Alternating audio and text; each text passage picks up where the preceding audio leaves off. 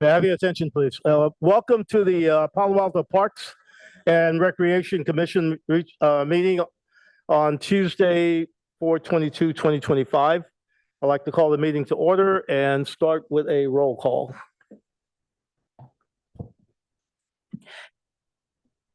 Commissioner Cripps? Chair Freeman? Here. Commissioner Kleinhaus? Yes. Commissioner Way? Here. Commissioner Brown? We are going to get started. Commissioner Dang? And Vice Chair Greenfield?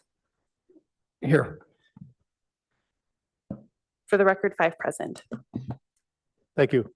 So now is the opportunity for public comments. For those who want to address the commission on non-agenda items, if there are any members of the public who are in person or who would like to address the commission in person, please fill out a speaker card and submit it to the clerk. If you are on Zoom, please raise your hand and the clerk will acknowledge your presence.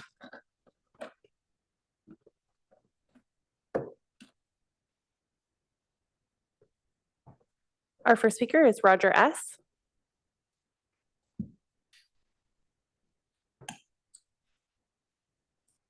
Good evening. My name's Roger Smith, and I was one of the founders of the Friends of the Palo Alto Parks. First of all, thank the commission for all the hard work you do, not only here, but every day to make our town a wonderful place to work and live. And Julie, councilperson Julie, thanks for being your input here too. What I wanted to do tonight is read what I talked to the council about last night. First of all, I wanted to compliment them on the council for attending the Tall Tree Award last Thursday. And I was very impressed with each of the council people working through the crowd and visiting with so many people. Yesterday, we had the 10th anniversary of Magical Bridge, attended by hundreds of families. Alinka Villar was there to celebrate her baby, the Magical Bridge 10th anniversary. She has opened 6 other magical bridges in Redwood City, Mountain View, Santa Clara, Sunnyvale, and Morgan Hill, with nice bathrooms. That's an addition. She works hard day and night to bring magic to all of us. She is a saint. We had a wonderful day. My daughter, Jenny Smith, donated money for the new Happy Hut, which was a big deal for the park. It's not only a place for a quiet time, but also a wonderful place to take pictures. For those of you that made it to the celebration, got to experience the joy, fun, and energy of hundreds of children. I hope you had time to check out the old bathroom with 2 stalls.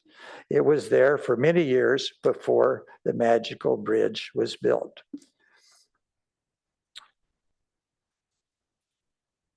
After many meetings with the pickleball folks, the Magical Bridge group, and the Friends of the Palo Alto Parks, we have developed an action plan for the bathroom. We feel the best alternative is to remove the old 2-stall one and replace a new 4-stall one in the exact same place. This is the cheapest and fastest way to fix this problem. We will work with the city manager and the senior staff to put this plan in place. Now, I added a little humor. My hope we can invite the council to the opening of the new bathroom on July 4th. Thank you. Thank you very much.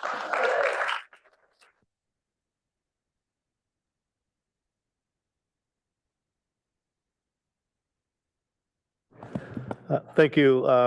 We appreciate your time and comments. I do want to let everyone know, please do not clap after any of the presentations. We appreciate that.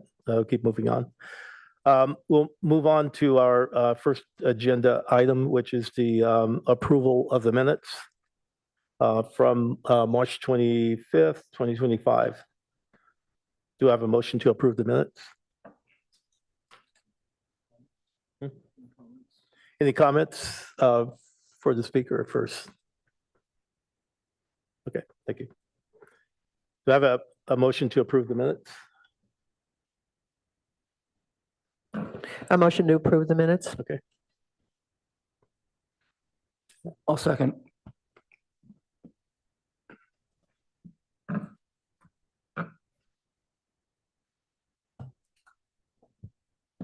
Vice Chair Greenfield, Yes. Yes.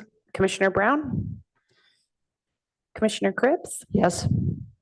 Chair Freeman, Yes. Commissioner Kleinhaus, Yes. Commissioner Way, Yes. Commissioner Dang.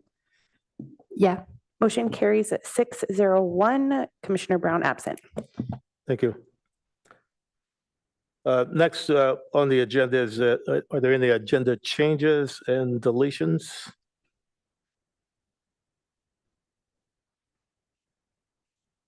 Okay, seeing none, let's move on to the city official reports.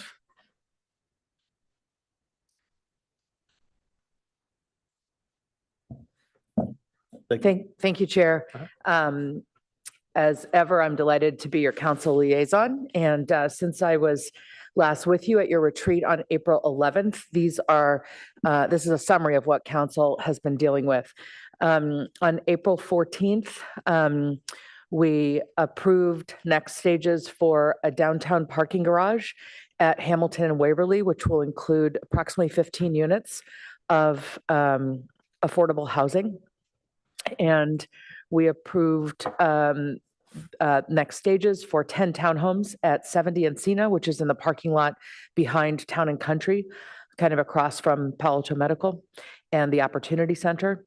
And we took a look at a fair chance housing ordinance, which limits the extent to which people seeking rental properties have to disclose their criminal records.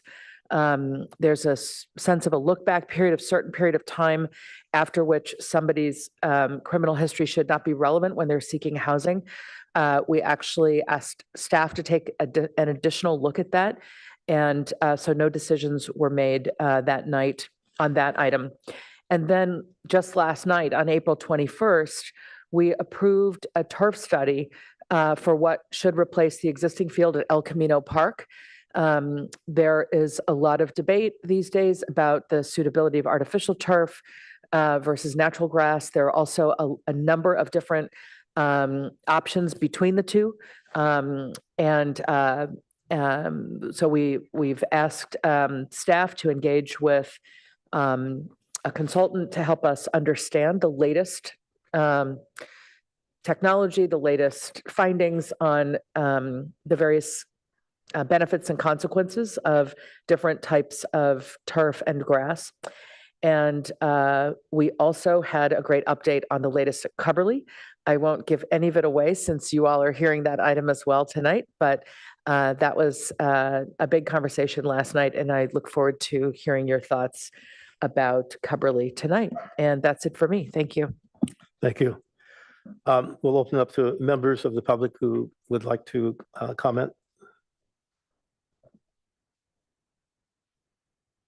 No hands are raised and no requests to speak. Thank you. We'll move on to staff reports. Department reports. Good evening, Commissioners. Sarah Robustelli, Division Manager for Open Space Parks and Golf. While the slide deck presentation's being pulled up for the departmental report, we'll go ahead and just add to one of the public comments. The anniversary of Magical Bridge took place this past Saturday, April 19th. If you advance to the next slide, that would be great. At Mitchell Park, in the center here you will see a bunch of attendees. It was a very happy event. On the left-hand side, you'll see the new Happy Hut that was a donation from Jenny Smith and the family. It was also installed by the city. And then to the right-hand side, you'll see the updated cakes that were scheduled to be in appearance and updated as a fresh coat of paint prior to the event. So thank you for all who attended. Next slide. We're going to talk about some upcoming events. So really exciting, just this upcoming Sunday, we have Earth Day, and happy Earth Day to everyone. Today is the official Earth Day. It will be taking place from 1 to 4 at the Art Center. Please join us for a fun day celebrating sustainability and learning about what you can and how you can help save the planet.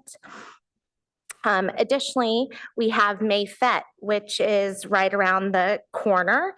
Mayfete Parade and Fair will be taking place on University Avenue and ending at Heritage Park, Saturday, May 3rd from 10 to 1. This theme is Grow Together. Please join us and help celebrate the community grow, nurture relationships, and we look forward to seeing you there. Next slide. So for our aquatics update, spring swim lessons began about a month ago. And last week, we have noted 130 youth participating in weekly swim lessons. The lap swim program has had 175 visits last week. And open swim or family swim sessions have had 180 visits last week. Next slide. Coverly updates, you'll hear more about that later during the agenda item, but this is just a quick reminder that there is a project page. Please feel free to scan the QR code, and those updates will be coming directly to your email. Next slide. Councilmember Lifcott Haynes mentioned the turf study last night. Again, just modified scope, focus on El Camino Park. And then I just wanted to note for awareness that the Stanford Palo Alto Community Playing Fields, the construction contract is scheduled for June at the City Council meeting. Reminder, spring is in full bloom here. These are photos, compliments of Shawnee Kleinhaus, Commissioner, and beautiful. Just a reminder to get outside and enjoy some of the wonderful open spaces that we have and the beauty right in front of us.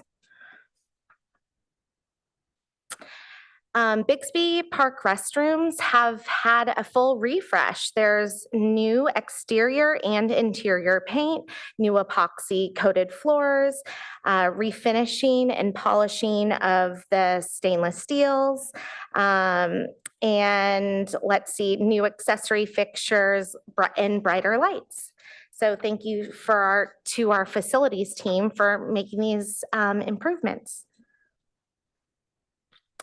So the new dog park at Mitchell Park has been substantially complete. However, this week we did have some new updates. They took place Monday and today. We received 4 additional benches being installed on the photo on the left. In the large or mixed-use dog park. In the small, there were 3 that were installed, and then receptacles. Bulwer Park is partially open. Here we have aspects including a walking path, dog park, bocce ball court, picnic area, as well as basketball court. We are anticipating that the playground will be opened later this week. So stay tuned, and we'll have those updates for you likely next month, but likely check our social media and we will let you know when it's fully opened. And then Ramos Park also opened a few weeks ago, so a lot of milestones in our parks.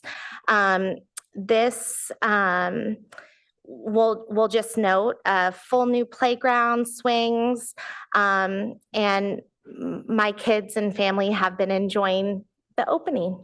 So that concludes the departmental report. Thank you. I'll open it up first to any of the members of the public that might have any comments on the department reports. No, okay, that's not. I'll open it up to commission, I'm sorry. Any commission members? Do we do any ribbon cutting? Thank you for the report. Thank you for that. Lots of good stuff happening.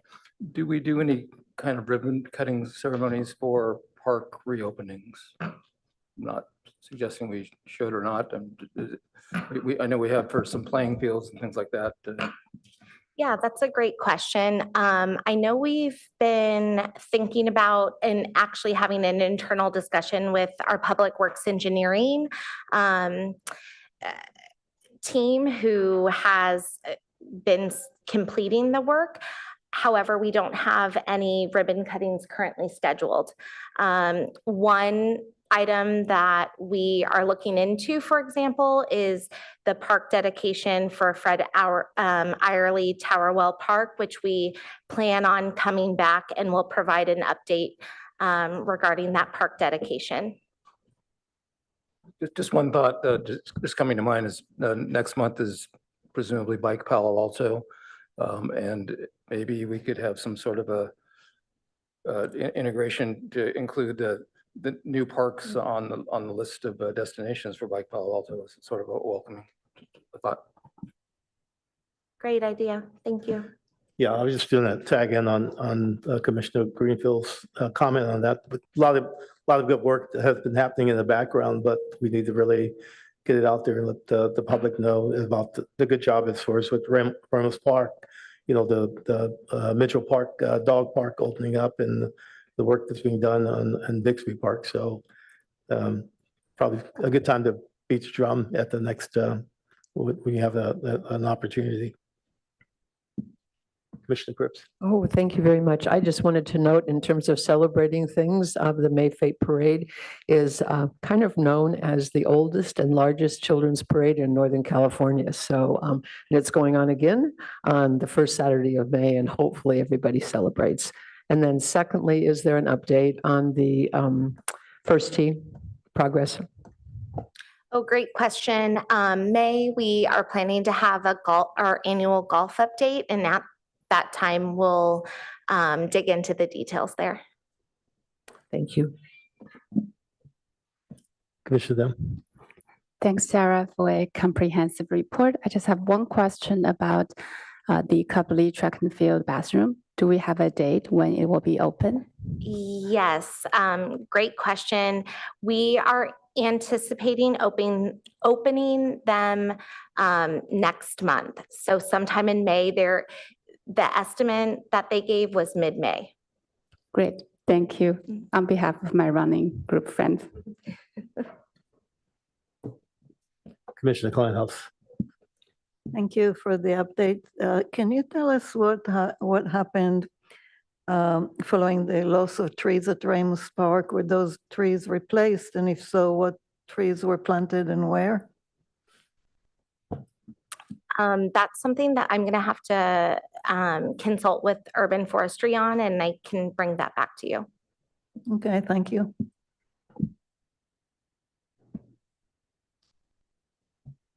Okay, any other Commissioner? Thanks, Chair. Thanks, Sarah, for the very comprehensive report and the beautiful photo of the spring bloom.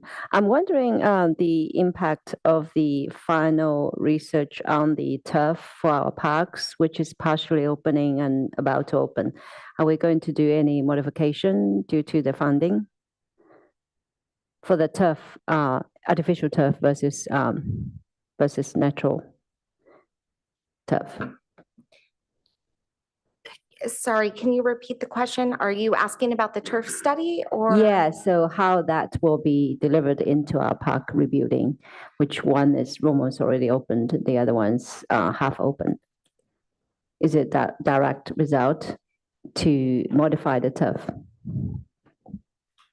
I can try to answer that, Commissioner Wei. I'm Kristen O'Kane, Community Services Director. So there's a couple things happening right now. Last night, as Councilmember Lithcott-Hames mentioned, we brought an item forward to approve a contract for a consultant to do the turf study.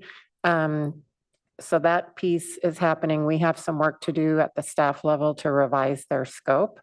At the same time, we are bringing a contract forward to council in June to approve a construction contract to replace the turf at Mayfield playing fields. So that those two fields that are at Mayfield will be replaced, hopefully late summer, early fall. Excellent. Thanks so much. You're welcome. I know Commissioner Cripps wanted to ask this question, but on the swimming numbers that you presented, is that an indication of, is that a growth from previous years? How does it compare to the other years? Tim Sheeper, the operator, did let me know that they've experienced an increase because they started spring lessons earlier. So for that reason, he believes at least the youth spring has seen an increase. Okay, thank you. I have one more. Commissioner Kleinhaus. Thank you. You mentioned brighter lights at the restaurants at Bixby. Is that indoor or outdoor? Indoor. Thank you. Okay, seeing no other lights, we'll move on to the next agenda item. I do want to caution everyone, I think we have one speaker for the pickleball presentation. Please do, we want to refrain from any loud noises or clapping for the presenter. Go ahead and move on to the next item.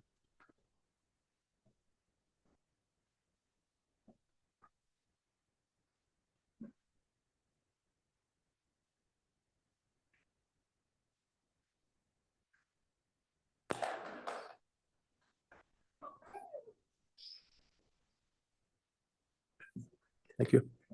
Do we have a deck or something I can see here? Okay, that'll work.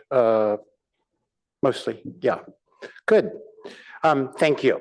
Thank you to the commission and not only for giving us a chance to come back tonight and update you, but also for working so closely with the club and this public-private partnership over several years. I think genuinely it's really made pickleball into a crown jewel of the Palo Alto community. And I also wanted to thank very quietly all the pickleball people who came. Perhaps very quietly raise your hand. Shh. Thank you. Next slide, please. So high level, let's talk a little bit about pickleball's role in addressing key community issues, a briefer version of this than we did last year. And then an update on what's happening with pickleball at Mitchell Park. The demand is, as we speak, is overwhelming the resources. So let's just talk about that a little bit. And there are uncomfortable trade-offs that are having to be made to try to deal with that amount of demand. And then a proposal to talk about how we can extend our successful partnership going forward. Next slide, please. Thank you. So pickleball's growth, I think at this point, we all know what pickleball is. It's third most popular participation sport in the US, 50 million participants in the US last year, which is a big number. And that's up for about 46% this past year, and it just continues to grow and to grow and to grow. There are 16,000 places now in the US to play. That's up 55%. There's more than 68,000 courts in the US, which grew 37% last year. And participation in pickleball is now at a point where it's actually rivaling the sum of golf and tennis together. So it's a lot of people.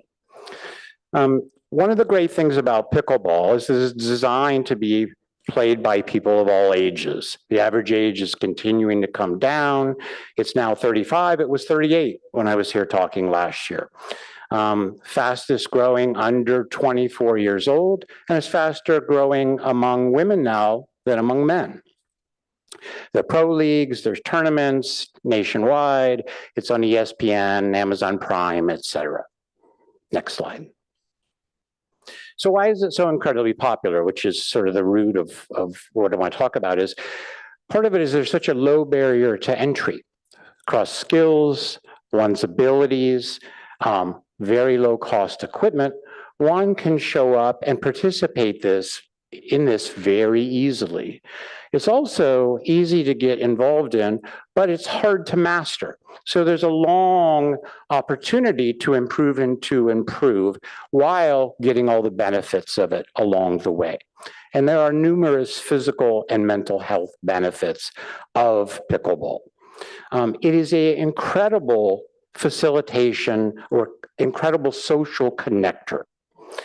It's predominantly played as doubles. So in that relatively small court, there's 4 people playing as doubles, and the games only last 15 to 20 minutes. So over the course of an hour, you're actually having a lot of people participate and play and get this physical and mental health benefits. And it's really easy to show up as a single player and integrate in. And in fact, I've noted here, where else can you show up solo with minimal equipment and improve your physical and mental health right there on the spot and make so many new friends per hour? So it's kind of rare in that regard, just by virtue of the different attributes of pickleball. Next slide. So the Palo Alto Pickleball Club. This is the stewards of Mitchell Park pickleball courts. They've fund key facility improvements. And what they've really done is taken pickleball, which is this thing that's really good nationwide, in fact, becoming worldwide. And based on their sort of ethos and attitude at Mitchell Park, they've really taken this thing that's good and made it great, make it incredibly welcoming. In fact, their motto is arrive as a stranger, leave as a friend. And they really embrace that in everything they do. So Mitchell Park itself for pickleball is considered the epicenter of Bay Area pickleball. There's 15 courts. It's open from 6 in the morning to 10 p.m., 7 days a week. Players at all levels, all backgrounds coming together to play pickleball and have this benefits of physical and mental health. An issue is it's now getting far, far beyond capacity.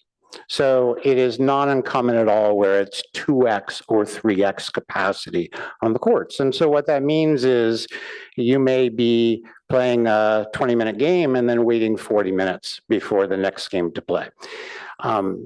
So 1,400 members at the end of last year, 58% of members are residents of Palo Alto. They even have 92 members that are under the age of 18.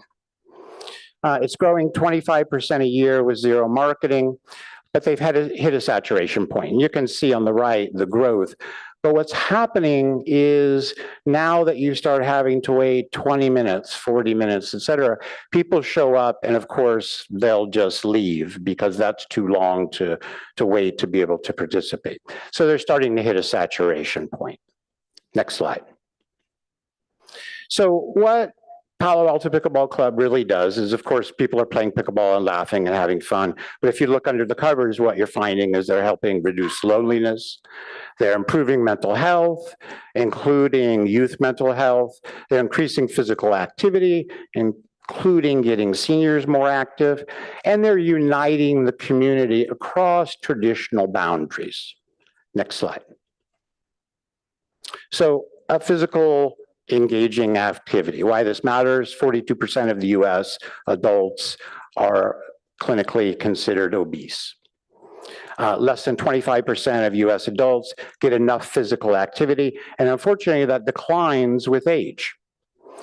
50% of people who start exercising, trying to do something about this, they quit within 6 months. These are common exercise issues. But the research has shown now that people who come out and engage in pickleball actually stay with it much longer because of the social connection that happens there. And we all know that when we participate in something and we now have people that we are getting to know and we're having that kind of interaction, we're much more likely to stick with it. Next slide. So it builds social connections. So as I mentioned, a solo player can show up and in an hour could play with 9 different people, could play and meet 9 different people. Up to 70% of the players at Mitchell Park show up as individuals and then are integrated into that process. And why this matters is loneliness is an epidemic. Past Surgeon General, 2-time Surgeon General Vivek Murthy has said that loneliness declared a public health crisis, and he says, given the significant consequences of loneliness and isolation, we must prioritize building social connection the same way we have prioritized other critical health issues like tobacco, obesity, substance use disorder. That's, to me, pretty profound. Tobacco, obesity, substance use disorder, that loneliness is a problem of that magnitude. In fact, it's known that loneliness is the equivalent of smoking a pack of cigarettes every day. That's significant. So San Mateo County also was the first county in the country to declare loneliness a public health emergency. Next slide. So another thing pickleball and Mitchell Park do is they unite the community. They create these social connections across traditional boundaries. And you end up meeting and playing with people you would have never, ever encountered. And this cuts across ages, abilities. If you go out to Mitchell Park, you could be everyone from pros to seniors to people with physical limitations and everybody in between. It cuts across socioeconomic levels. There's a very low barrier to entry. You don't need some amazing carbon bicycle with all kinds of bells and whistles. You can get out there with a $20 paddle from Amazon and start playing and participating. In fact, the club will literally, they have loaner paddles they'll loan to you. And the focus is on playing and having fun. I'll tell you, in all the times I'm out there, very rarely does somebody ever say, what do you do? Everybody's just interested in, we're out here, it's beautiful, we're playing, we're having fun, and that's the thing that bonds people together. And it really matters because connecting people in these ways increases empathy and strengthens the community. So a good story, if you look at the photo of the woman toward the top with her husband and cute young kid in the red, her name's Lonnie, part of the Tongan community here in Palo Alto. Showed up one day with this huge spread of food on the picnic tables, and everybody said, oh, you're having a party? She's like, no, we are all having a party. We are so appreciative of the way Mitchell Park and the Pickleball Club has embraced the Tongan community. We just are doing this to say thank you. Next slide. So serving local youth. We all know this is an issue. We have a wide range of programs, ages 6 to 18, clinics, meetups, competition, volunteer opportunities to get them involved, working with middle and high schools here.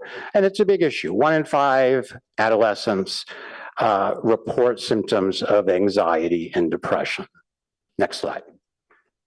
So mental health in general, if you look at what's happening in pickleball, what you see is exercise, social connections, and outdoor activity. Well, if you went down the street and talked to a mental health practitioner, they would give you the top tier first things to do for a lot of mental health challenges would be exercise, connect socially, and do outdoor activities. Pickleball is delivering those today. And it matters because 20% of US adults currently at this moment live with a mental health illness, and many more are subclinical, but yet suffering. And it costs in the US $282 billion a year for this issue, which turns out to be almost the exact cost of a recession in the United States. So there's a large gap in treatment as well. Half the people who need help don't get help because of accessibility, costs, and here pickleball is something that has the ability to deliver some of these needed remedies. Next slide. So in the past 12 months at Mitchell Park, so demand is booming, as it is across the country. Overall court capacity near Palo Alto has increased. More cities are building courts. In fact, within some radius, there's 300 courts, okay? But it can't keep up with the demand. And that's what's happening, and that's what we're seeing at Mitchell Park. A year ago, there were times you could go out to Mitchell Park and say, oh, it's Wednesday at 2 p.m. on a warm day, and I can walk on to get a court, and we can start playing. Those times are few and far between now. And the capacity issue is now such that it can be 2x, it can be 3x. So 3x means there's 4 people in this court, and there's 8 people waiting for those 4 slots. If you go out at 6:01 a.m., courts lights come on at 6. If you go out at 6:01 a.m., the courts are starting to fill up. People are starting to come in because they know that if you wait till 8 o'clock, it will be crazy. So people now are going out they started at 7 and now they're at 6, and it's filling up very quickly. Next slide. So this is also forcing difficult trade-offs. There is no way, given the demand, to support both public open play and to have community events there. Because when we have community events, we have to shut down courts. And if courts were 2 or 3x, now they're 4 and 6x, and that gets messy, very messy. So what that means is there's a trade-off regarding youth programs, getting started clinics, and other programmed events. In this picture at the bottom, I took some number of months ago. I was walking by, if you know, the handball courts that are there, on the way, toward Magic Bridge and pickleball. And there was this family clustered inside of this handball court, creating their own makeshift court because they couldn't there was no way they could get on the courts, the main courts at Mitchell Park, because it was just too busy. And the other thing is, as demand has increased, the level of play is getting better and better and better. So it's really hard for a beginner to show up and say, I don't know anything, and here's my young kids. Could all you guys just move the heck out of the way and let us just come in here? People would be very happy to do it, but that's intimidating to people. And so these folks here, they basically are clustered into this little handball court. They bought their own net so the kids could be able to play. Next slide.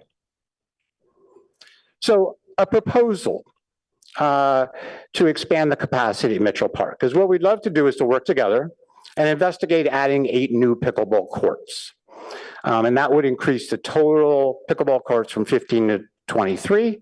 That would be, the capacity would go up about 53%, helping to meet the growing community demand for the sport. In an hour of pickleball, those 8 courts would support 96 players in 1 hour. That's a lot of people. That's a lot of pickleball goodness, joy, mental health, physical benefits that can happen in 1 hour period of time. And so great news, pickleball community, the club, in conjunction with a benefactor, is willing to pay for it. So project, if we find a surface that we can resurface for pickleball and put 8 courts in, probably about $100K, and the club and the benefactor will pay for it. And those funds are lined up and ready to go through this year. That would be no financial impact to the city and no increased ongoing maintenance costs. In fact, the club is fantastic about being the the stewards of the courts and cleaning them and doing all those maintenance and all those kinds of things to it. And if we resurface an area, there's no environmental impact. We believe that doing this and expanding pickleball in Palo Alto helps the city council toward their goals of well-being and community belonging. And it helps, of course, we continue our successful public-private partnership by expanding this. Next slide, please. So summary, pickleball is growing. It does a lot of good things in the community. Mitchell Park is over capacity. We genuinely are grateful for the partnership we have had. You know, we have been working together for some number of years on this, and it's really become a crown jewel here in Palo Alto. And we would love to work together to investigate ways to expand it. Thank you. Please. Thank you. Thank you for your, thank you for the presentation. I'll now open it up for any public comments that we might have. No hands are raised and no request to speak. Thank you. I'll open it up to the commission for any questions or clarifying questions.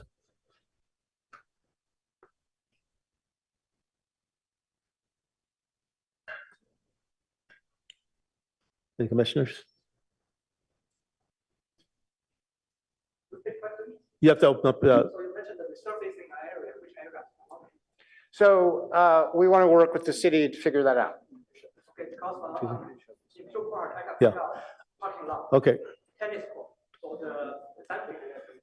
Let's go ahead and open it up to the commission. Any questions from the commission? Commissioner Wei.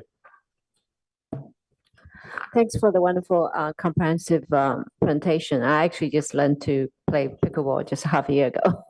Was looking to join your club as well. I actually indeed have played Tonga community by chance, and they're lovely people and really grateful to be here.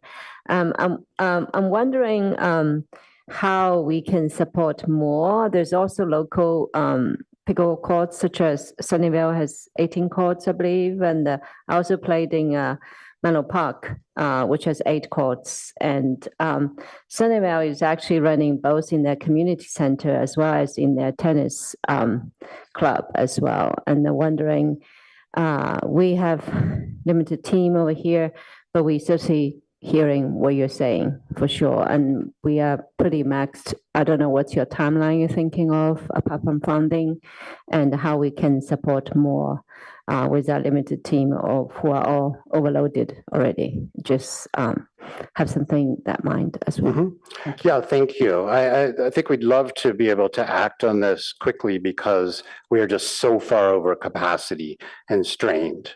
So, but thank you. And Chair Freeman, we do have one request to speak. Okay, go ahead.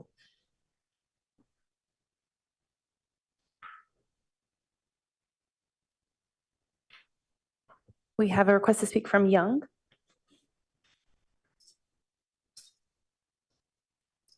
Hi, everyone. So I just have some concern about the expansion of the pickleball. Actually, I support the growing of pickleball, right? It's a sport, people like it. The thing is, at what expense, right? They mentioned there's no financial impact for the city, but there's no vacant land at Mitchell Park. It has to come at somebody's expense, right? Also, I think right now the parking is pretty hard. In the weekend, sometimes you have to park across the middle field, park on the neighborhood street. So if you have more pickleball courts, more people will come. Parking will be a nightmare. Same thing happened at the Sunnyvale Tennis Center. They converted multiple tennis courts to many pickleball courts. Right now, the parking is a nightmare. So I think those things need to be addressed. I think they mentioned in the proposal, Palo Alto is becoming like an epic center for pickleball.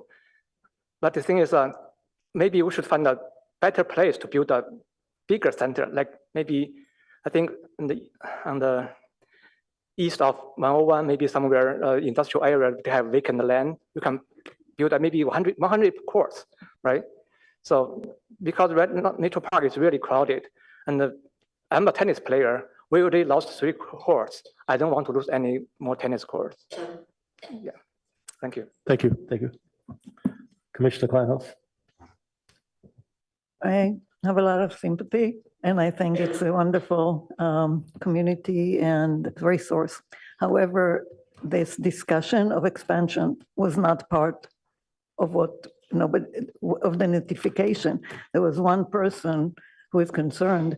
If this has been agendized as an item for discussion, there might be more people here that, and we would have more information as well. So I'm a little confused about what are we, what is expected of us now?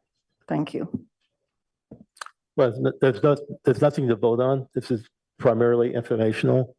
And just if you have any comments regarding the presentation, that's pretty much what we're doing as the goal of the presentation tonight. Commissioner Cruz. Yes, thank you. I would just like to recognize the Palo Alto Pickleball Club for what has been created in the community, working with the staff at Mitchell Park, and for the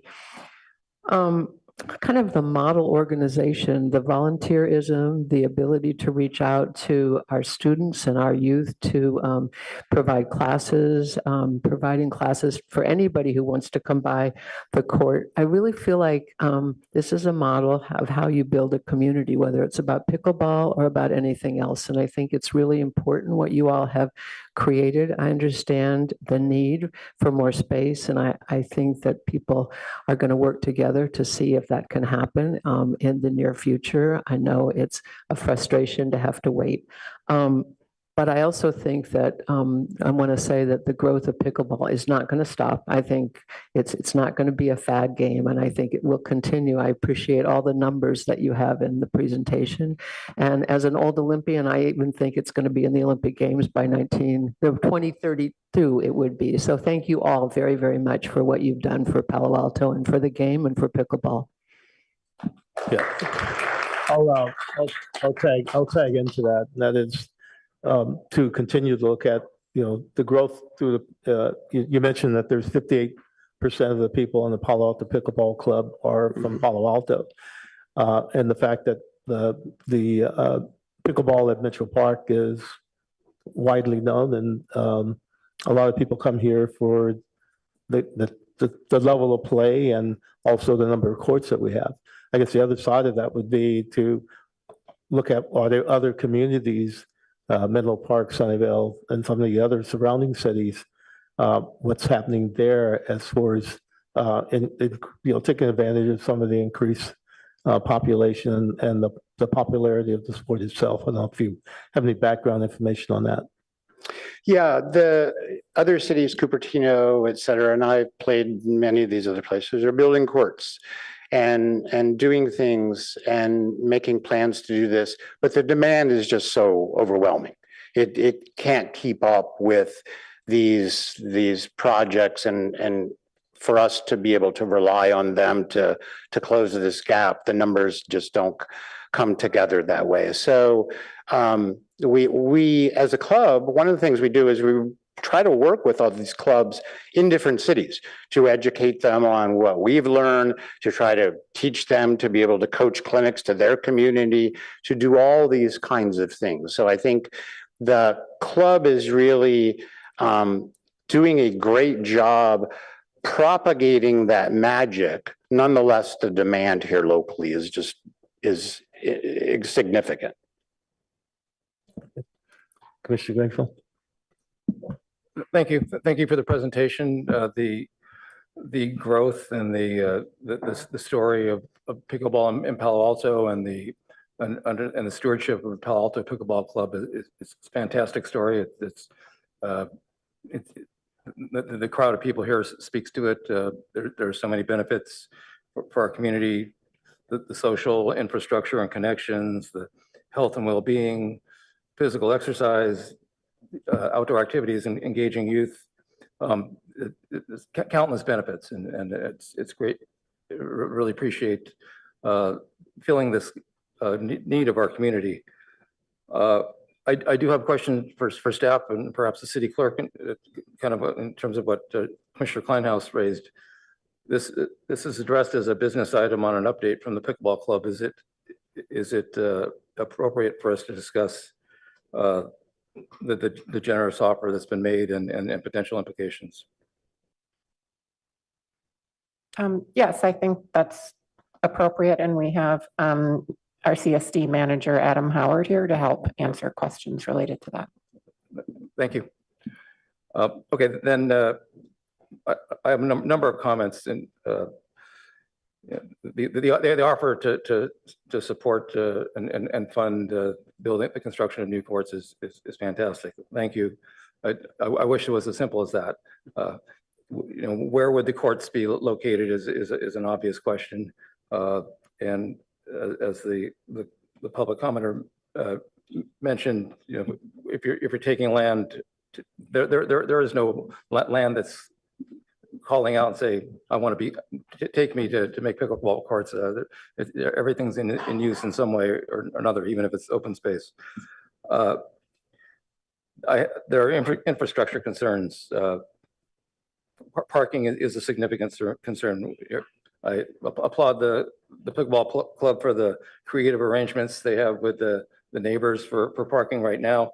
But it's a big concern. I'm very curious and would like to know at some point what percentage of participants of players going to Mitchell Park drive there, or what percent don't drive and arrive by some other means, and what percent carpool. And the fact that there's a single player focus and 70% of the people are coming on their own, perhaps speaks to the potential issue of that. Also, where does growth and expansion stop? I think we know it's nothing. That's not happening anytime soon. The immediate answer is it doesn't. And so this highlights the need for bigger picture planning for multi-year projections in terms of capacity for the courts itself, for the infrastructure, for a variety of other issues, for restrooms. Should we be looking at an additional Palo Alto pickleball hub? And a question for staff is in terms of ongoing maintenance, would there be ongoing maintenance expenses for this? Is some pickleball club is saying they're picking it up, but is that supported? Does staff agree with that? And then the obvious other question is, or the issue is just the capacity of staff to manage a project like this through. We've seen how long it takes just to get a bathroom put in somewhere, and this is a little more complicated than that. So thank you.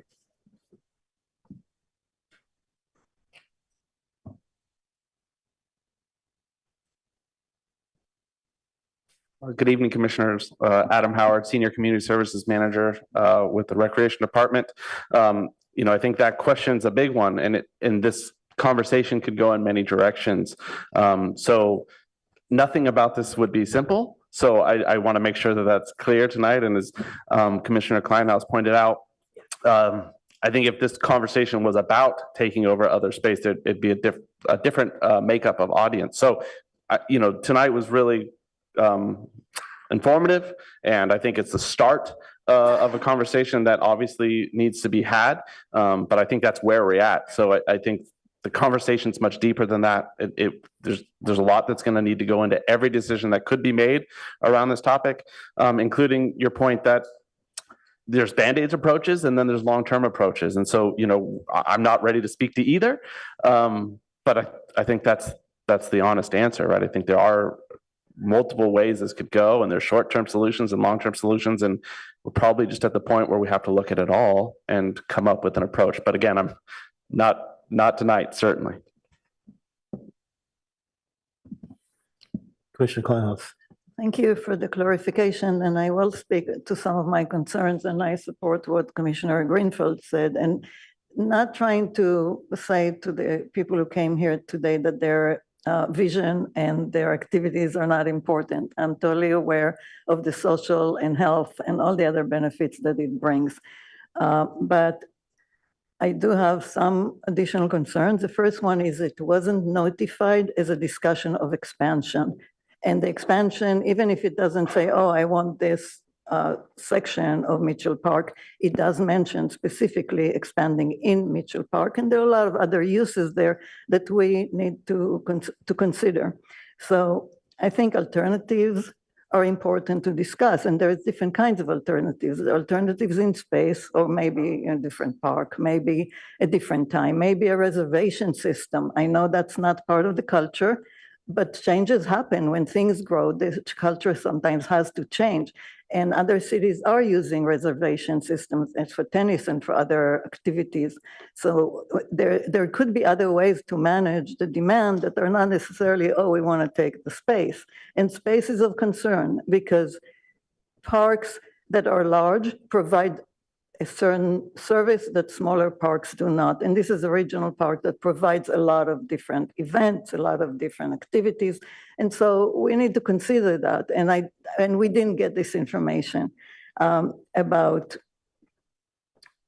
it's just generally an advocacy group. And I appreciate that. I'm an advocate myself. I go and advocate about all kinds of stuff. And I understand that. And I think they're totally right in coming here. But I'm not comfortable with the notification because it wasn't notified as a discussion of expansion. And so people that could potentially, there was only one person here, and I don't know if other people knew about this. So that's a concern. And one concern I've expressed before, and I think it's becoming a little more important. Last night at City Council, one of the public speakers mentioned that she lives in Green Meadow and she can hear the pickleball there, and that and I know I can hear it at my house occasionally. So the sound is significant, and there is a project being built within about 300, 400 feet of the pickleball courts, which is an affordable housing project that is aimed to help people with developmental disabilities. And that sometimes creates a special sensitivity to noise or light or other things. So I think that needs to be considered too. So I just don't, I understand the wish of the group that is here to accommodate and to their culture, and their social structure and all the benefits that this sport brings. And please, I'm not trying to discount that. I'm totally aware of that and appreciate it. But I don't know that we can discuss this today, and I'm not comfortable with that. So I said what I have to say, but I would have liked to have a lot more information before having to even talk about this. Thank you. Thank you. Chair Freeman, I know public comment period is closed, but we do have one additional request to speak if you're interested in reopening public comment. Let's go ahead and do that. Okay. Our next speaker is Eileen Brooks. My name is Eileen Brooks, and I'm a Palo Alto resident and also a member of the Palo Alto Pickleball Club. And I have a couple of comments and then a question. So thinking about the inclusiveness, I went to a Lunar New Year picnic at the pickleball courts, which I never would have done without knowing people at the pickleball club. And I also went to an Indian Holi celebration at the pickleball courts, which I never would have done without going there. So those are my comments. My question is to, let's see, Commissioner Kleinhaus, what particular study or information do you need? And is it something that the club can give to you? I'm trying to get a, it's not a point of discussion. So I'm sorry? It's not a point of discussion. So it's not a question. That we can answer. Then my next question is just, what is the timeline and what is the process? There's no timeline. And there's no process. The meeting tonight was just to be an information meeting, not a meeting to make a decision about a process. Okay, so what is the next step? Chair, can I weigh in? Chair.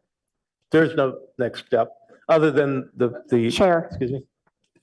So public comment is not intended to be dialogue and asking questions. So just the public comment period is to provide a comment and we take that in and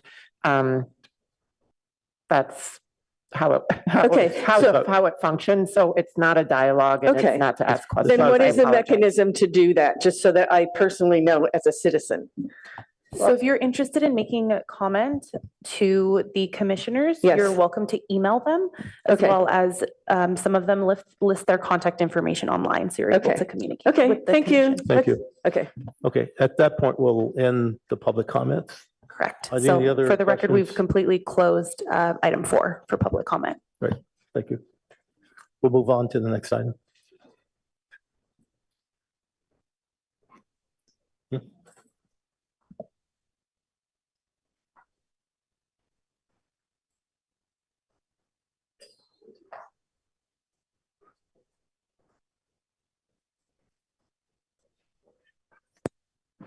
If you don't mind, Chair, I'll take a minute to let folks leave the chamber.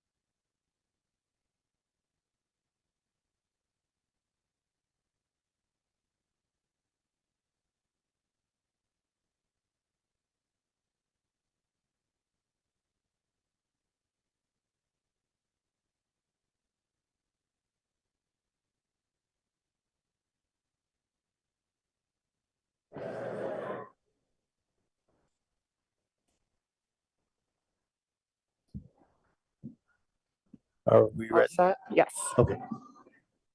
All right, thank you. So we're shifting to our next item, which is an update on the Cubberley Community Center project. Tonight, we will not be asking for direction from the chair or from, I'm sorry, I was reading chair when I said that, from the commission, but we would like to hear your input on progress made so far.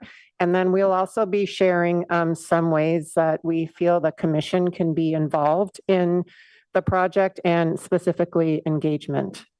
So again, I'm Kristen O'Kane, Community Services Director, and I'd like to introduce to my left, Assistant Director of Community Services, Arts and Sciences, Amanda Demmel. Good evening, Commission and Councilmember Lithcott Hames. Pleasure to be here. This is my first Parks and Recreation Commission meeting, so excited to get to meet all of you and present some information on Cubberley tonight. Thank you, Kristen. Okay, next slide, please. Okay, so we're going to go through some project I'm going to start over. We're going to go through a project background, updates to our work plan, review the outcome of community meeting number 1, give a brief update on where we are with the first community poll that will help inform our ballot measure that we're hoping to have on the ballot in November 2026. And then again, ways that the commission can help support the project. Next slide, please. One more.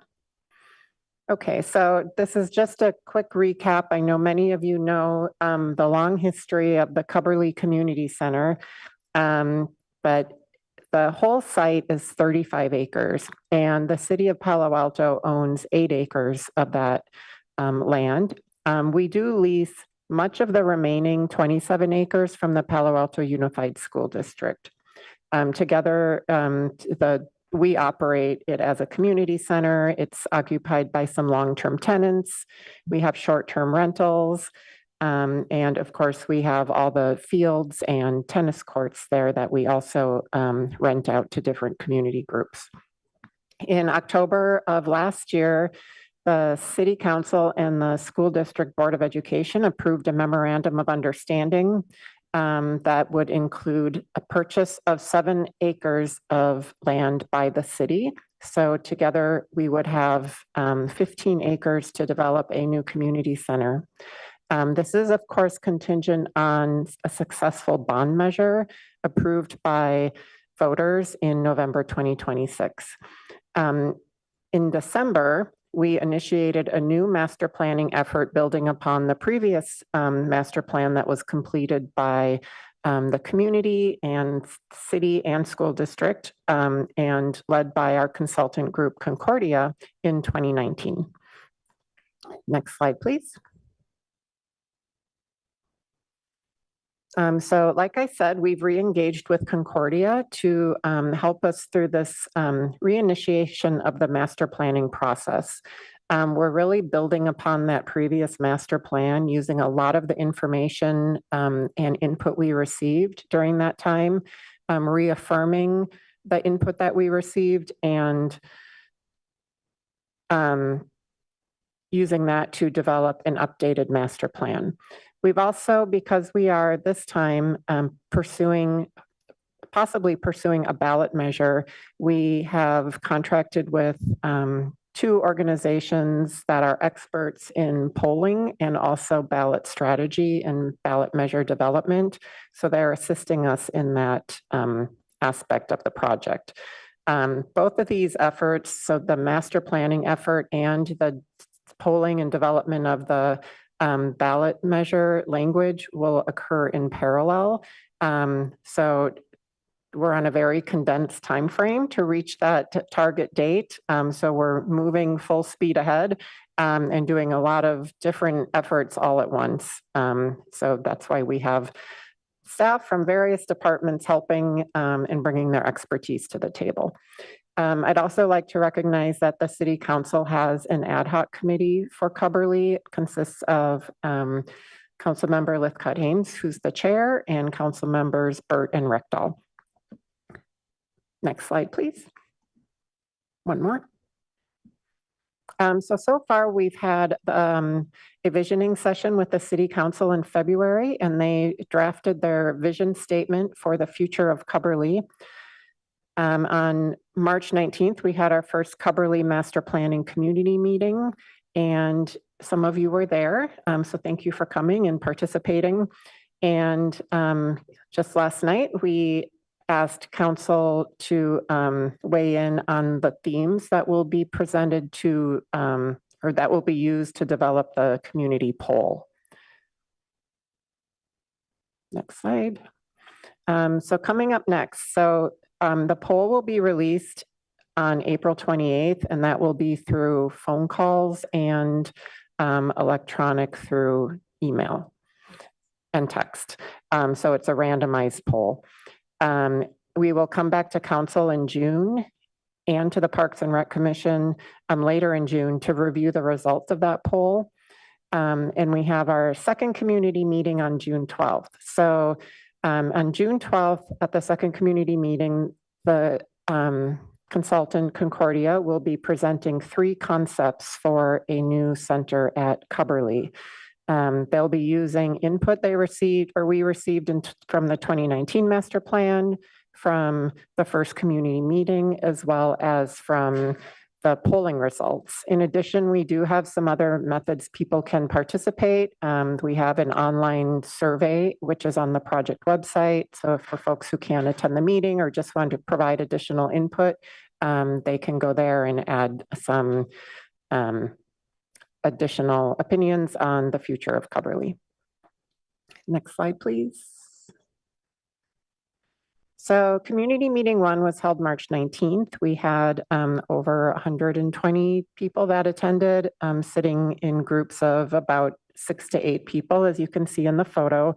The first activity that they participate in was looking at the City Council's vision statement, which you can see there on the bottom right of the screen. And looking at that and seeing where there might be additional themes or values to add to that vision statement.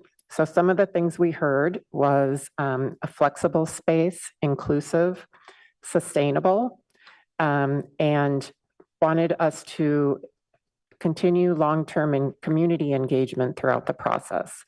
One of the notable things from the values was people wanted places to gather, to connect with others, to have conversations, to ensure that people of all ages, cultures, and abilities had access to wellness opportunities, and just have a place to go and experience community and meet other people. One of the other things that was mentioned was affordability. So affordability for Palo Altans and the existing tenants that are there. Next slide, please. So the next activity was looking at indoor programming, using the top programs that we heard from the previous master planning effort and either reaffirming those or identifying ones that didn't seem to be as important anymore. So you can see here what people most chose for indoor programming. And we also asked if people thought programs should be in shared spaces or adjacent to one another. And we did find that participants mostly indicated that there's opportunities there for shared space. Next slide, please. And then we asked about outdoor programs. And you can see people really value open green space, which also I think ties into the gathering spaces. And flexibility, adaptability. There's so much one can do in an open space that isn't pre-programmed for one thing. What we did learn also is that people felt there were fewer opportunities to share space with those outdoor programming. For example, courts, so basketball, pickleball, tennis may not always be compatible because we, as we just learned, we compete for space. So aligns a lot with what we already know, but I think what was most notable is the high number of people who really value the open green space. Next slide, please. So poll number 1. Next. So we are, like I said, the poll will be released April 28th. Some of the well, the goal of the poll is to seek voter input on goals and future of the Cubberley Community Center and voter willingness to support a tax or bond measure to fund the purchase and development of the site. So the poll will test voter opinion and it will also rank those opinions related to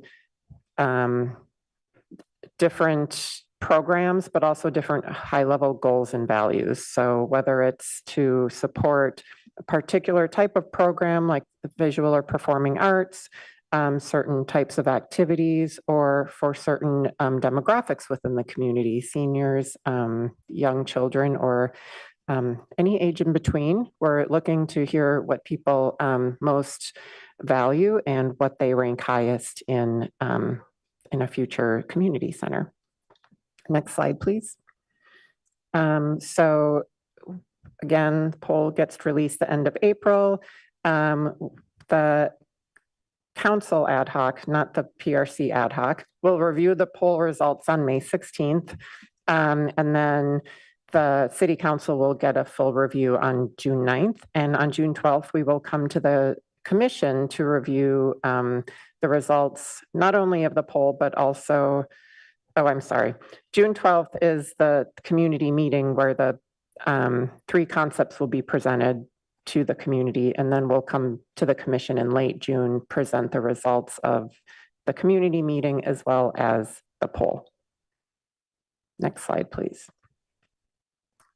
One more. Thank you. So PRC support. So this is what probably is new. If any of you watched the council last night, I apologize if you heard the same presentation 2 nights in a row. But what we would like to talk about is ways the commission can help support. So of course, providing feedback in these meetings. We also have a Cubberly ad hoc at the commission level that we would like to engage with more throughout this process.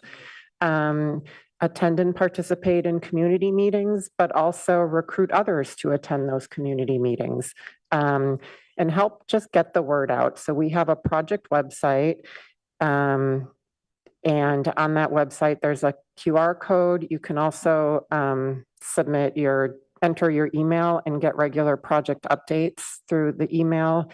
We also be present at other events, so not related to Cubberly. So there's a, like the Earth Day event, we'll have some of these postcards there for people to take. And I also have them here for all of you if you'd like to take. You can have it with you and ask people to scan the QR code when you see them. It also has the website, which is paloalto.gov/Cubberly project. We'd really want to just reach as many people as we can through this process because it's, you know, a once in a generation opportunity to develop something amazing, and we want as many voices at the table as possible. And of course, if you are one of the lucky ones that get selected to participate in a poll, would love that if you participated in the poll as well. So we're here to answer any questions. We'd love your feedback on everything we've presented so far. And if you have other ideas or ways to get involved or get other people to participate, we would love to hear that as well. Next slide.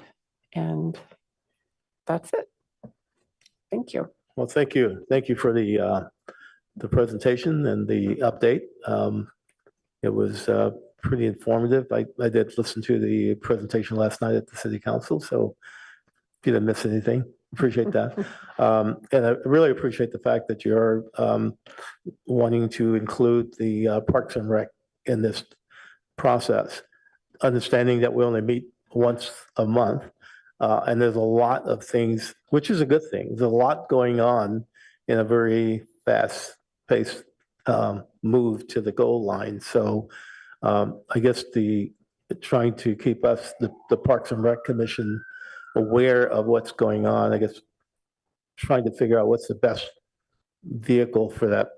Is that communicating with the ad hoc or the others that might be, you know, in some way associated with the whole process? Sure.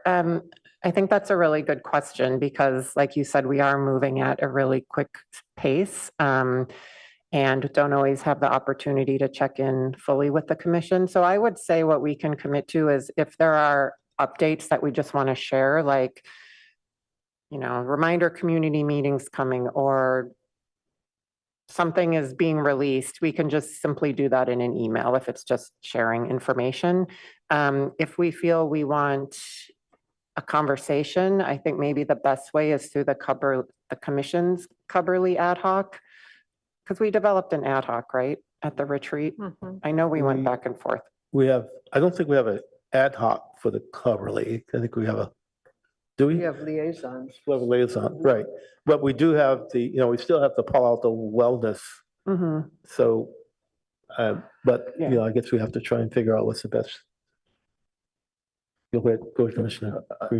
I think maybe we decided we wanted to, when we went over the work plan at the May meeting, that we would review the need to create a Cubberly ad hoc, and that was really contingent on getting more feedback and information from staff, on what specific projects the ad hoc could be tasked with.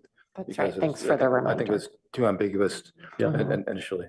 Yeah. So if we get to that point, I think it would be appropriate to create an ad hoc for Cubberly. So we have those, like you said, Chair Freeman, more opportunities to connect directly if we want a quick review of something or want feedback or input on something, I think that would probably be the best way if it's within those 4 weeks between two commission meetings. And so I think the appropriate way is to create an action item to create the ad hoc. And so we can look to include that on the agenda next month as a short agenda item. That sounds good. Yeah, I agree to that. It was also the concern, there's too many articles already. We have 8, so try to see how we consolidate. So this is a mammoth project and really commend you have gone so far and so quickly. I'm glad Commissioner Dunn's the fellow, right? For the, yeah. I'm also hoping to help both and the Commissioner to look into findings as well. Thank you so much for the detailed and report. Great progress. Thank you. Thank you. Commissioner Cruz. Yes, could you go over one more time about the poll and how people get to be part of the poll? Because I'm concerned that if this bond issue is going to pass, it has to be the whole city that has to be engaged and know about what's going on and be part of it. And if I don't understand why they set the poll up the way they did. I don't know anything about polling, so I just am asking for some information. Sure. And I don't know that much about polling either, except from what I've learned in the past couple of months. So the polling is really to gauge whether the voter interest and voter support for a future ballot measure. So it's specifically for the measure. It's not intended, I don't think, as a way for people to be involved in the process and doing the master planning process. So it is, they do a random selection of registered voters in Palo Alto, and they use a sample size that brings statistically significant results. So they're experts in this and have been doing this for decades. So they could probably answer that in a much better way than I could, but that's they're following industry standards. So do you know if the poll is framed around the bond issue itself? I mean, it's not necessarily what's going to be on the property, but pretty much the redevelopment or whatever it is going to be for Coverly. Do we know how that's framed? Council member, could you assist? You know, I had thought that the polling questions were actually going to be in this packet. There are, you can look at last night's presentation, look at our packet. There are an extensive set of questions that gauge what people are hoping to see in Coverly, what they hope it will feel like and contain and so on. And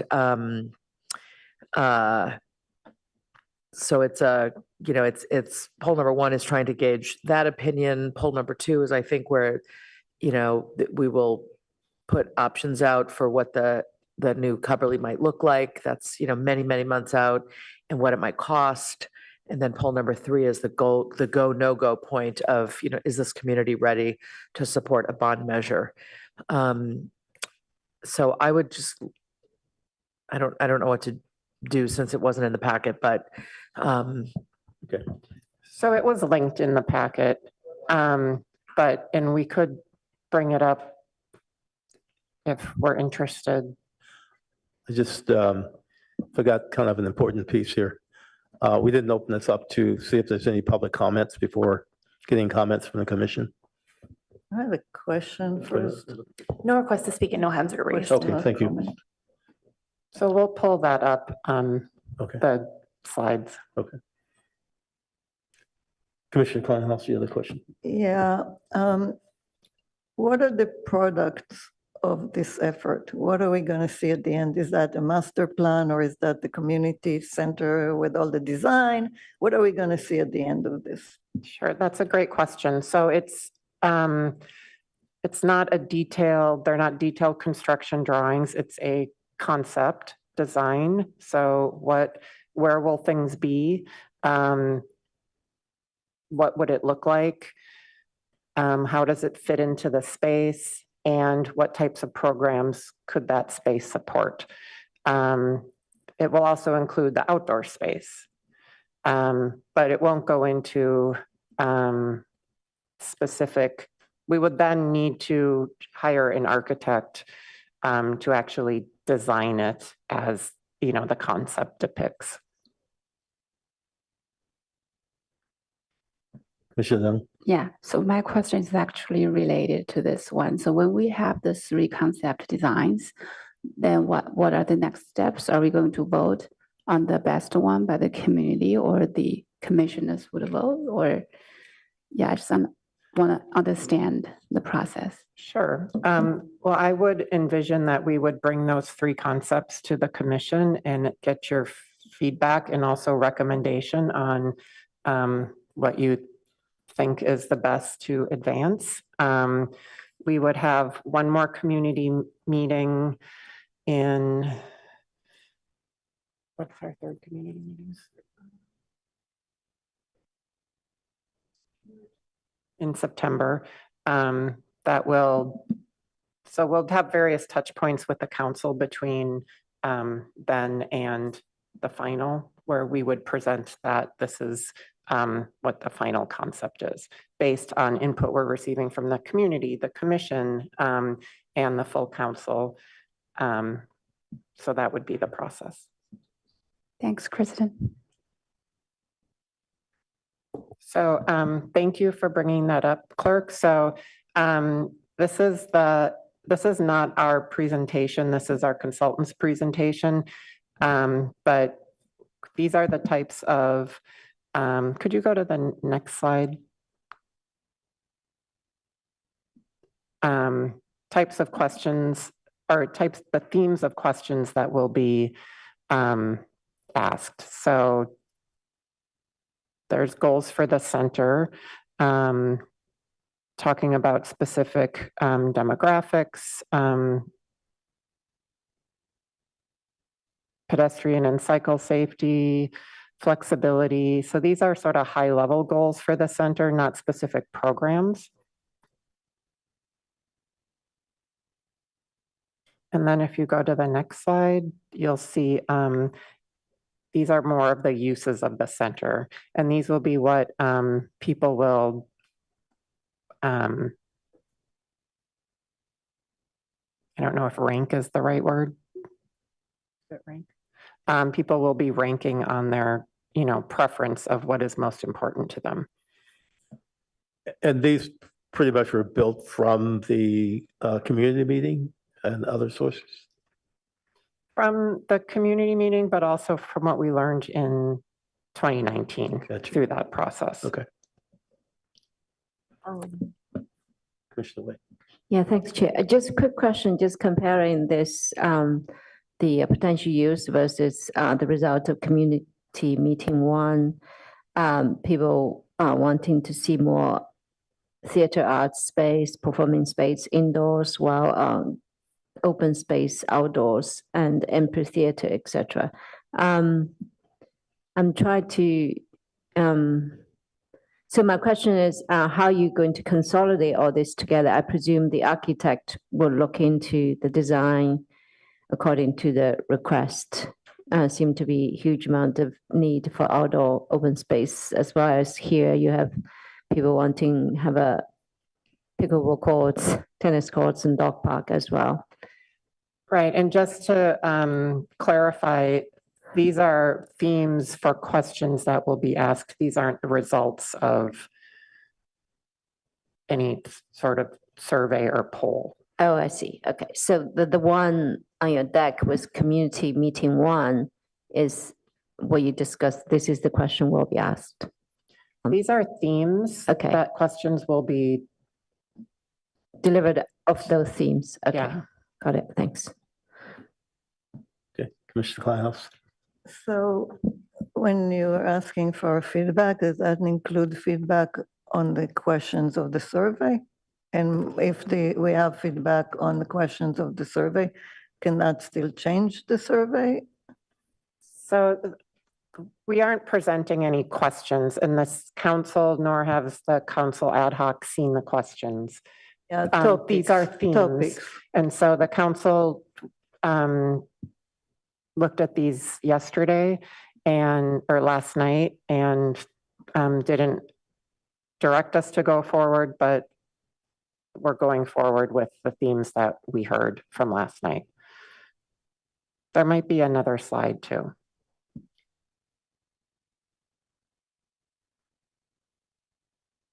I'm just thinking, that some of, I don't know if you want to do, before we comment, if you want to do public comment.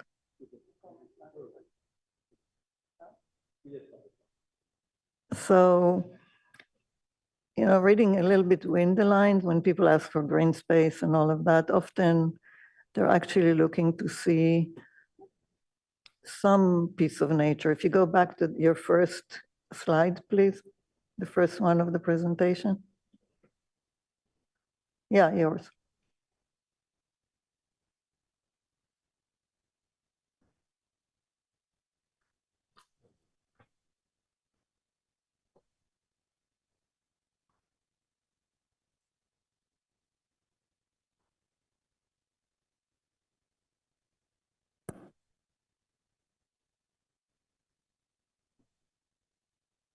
Okay, so you can see that this shows monarch butterflies and some trees.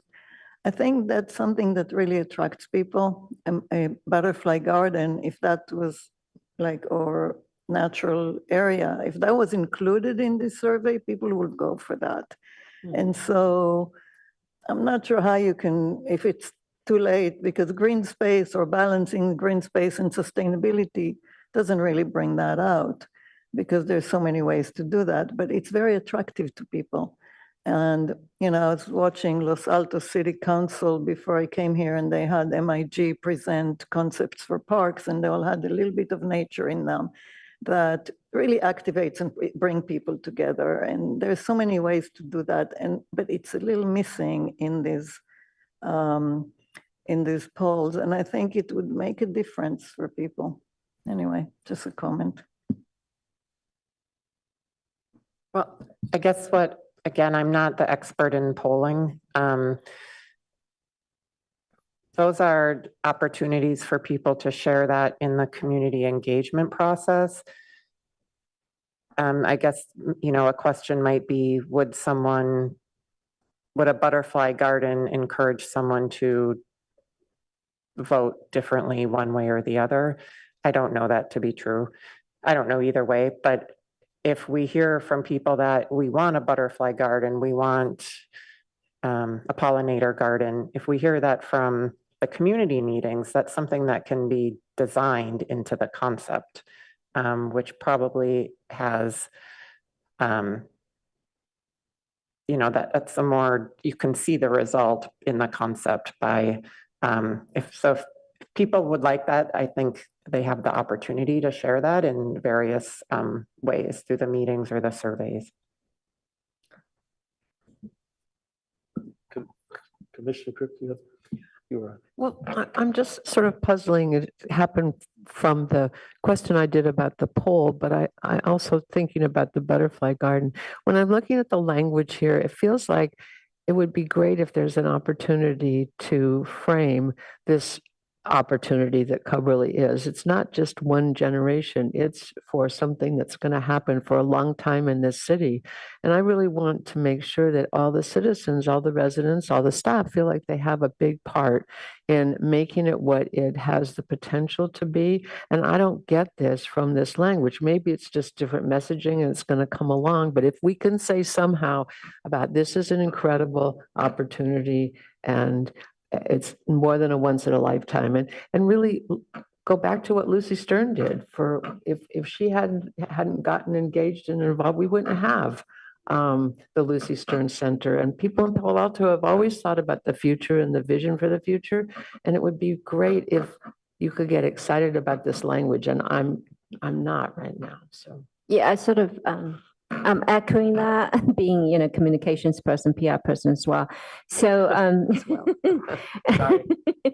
there's a certain way of making it more interesting, attractive in the narrative, and especially which Commissioner Cripps just mentioned, the multi-generational. You do have the elements. You have the senior centers, you have the dog parks, and you potentially have community gardens. Well, how you actually have a stronger narrative, more compelling, to share the story. This is what's going to happen. And with 35 acres, how much would be outdoor, how much would be indoor, how can be used to integrate together. Just a small example, I went to the multicultural event. It was a great event. And I wish there's also people doing the similar thing outdoor, because outdoor dancing the dancing can be go inside out. I do a lot of dancing myself as a hobby.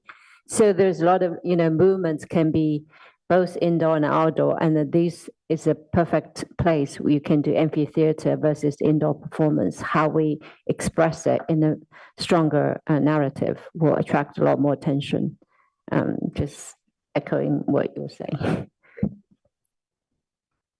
Commissioner Green. Oh, I'm sorry. Go ahead. Oh. Thank you, Chair. As I said to Director O'Kane, I thought that PRC was going to get a chance to look at the survey. I thought that was why, at the poll, I thought that's why we were aligning this timing wise. And I'm glad you were able to pull it up and see some of the questions, but it is hard to read all of this information on the fly without having, prepared in advance. So what I want to say is, number one, your feedback now and going forward until this thing is done is essential. And that's, a commitment I feel like I can make on behalf of council. And I know staff feels the same way. The poll isn't yet trying to sell them on the benefits of Cubberley. It really is trying to ascertain what do people want out of Cubberley. But it does ask questions about green space. It does ask questions about providing places to enjoy music and the visual and performing arts. It does ask questions about different age groups and serving various needs. So it is, if anything, I think my concern about this poll is it is so exhaustive. It's asking so many things. I'm the sort of person that likes taking polls and surveys, but I think even I might tire listening to them because there's so much. So pickleball is, I wish the pickleball people were here, because if they'd put two and two together, they would have realized they should stick around for the Cubberley conversation, because, there's a possibility that Cubberley will be a site for pickleball. I think that the concerns you've raised about, does the poll cover this and that? Is it going to give people the opportunity to speak, for example, Commissioner Kleinhaus, to the importance of green space and preserving trees? That is in here in any number of ways. With regret that you weren't able to see all these questions in advance, I think, if as you look at this slide deck now, if there are things that you feel are, not phrased the way they should be, or, something is missing, it would be very helpful for us to hear that right now. Additionally, I'd like to offer a comment. I think, again, your questions and your concerns are fair, and it actually was a point that was raised last night at City Council, so I wanted to provide a bit of additional context. The poll isn't intentionally meant to be neutral, so we can gauge an accurate response from the voters. So I hear your comment and really appreciate the building more excitement. The poll isn't quite the right place to do that, otherwise it could skew the data. And so our consultant actually made that point last night, because council members had the same sentiments of, it opens up with a question of, is the city on the right track? Is it not? And there were comments about, oh boy, are we setting ourselves up, for a positive survey? It is industry standard. Our consultant assured us this is what all the best practices are for 50 years, and it's intentional so it doesn't create too much positivity and then skew the data. And then that gives us possibly a false positive. So it is meant to be that way for a particular reason. However, with that being said, there's lots of other opportunities where we can build that excitement. And that's building upon the things like Kristen shared earlier, our community meetings, our outreach, help from you all recruiting folks and sharing the good work. We have 23 fellows that are actively out recruiting individuals to be a part of the project as well. So I just want to validate your comments and then provide some context on why that is that way. Commissioner Greenfield? Thank you. Appreciate the presentation and engaging with the Parks Commission for feedback. I'm not quite clear what feedback you're looking for, given that Commissioner Klein, for example, Commissioner Kleinhouse's comment about including something about butterfly gardens didn't seem to be like feedback that was useful. So maybe you could provide examples, more framing of what feedback would be useful. Sure, I'm happy to start, and if Kristen wants to jump in. So at this time, the master plan's goal is to stay very high level with concepts and themes, and that's kind of what we've expressed today. We do welcome the more granular examples, and we're tracking all of that data. At this time, they're tasked with essentially creating concept plans, and then when we, the staff, go into actually designing the facility and all the individual elements, that's where that information comes in. So it's not that it isn't useful now. The poll is just framed differently where it will stay more high level to kind of extrapolate those themes. So what we would ask for your input on is if you participated in the first community meeting, or if you didn't, if you had any feedback about the direction that we're heading, so we can make sure that can be incorporated into the 3 concept plans for the second meeting. So we really value your input and your expertise. And so at this time, if you have any comments about the meeting, if you were there, or if you couldn't be there, we would love to hear your feedback so it can be incorporated. Thank you. First off, I have some questions about this survey. Is there a number? Is there a target number of results, poll results, that the consultant is seeking? There is, but I'm not confident in what I'm thinking I'm remembering.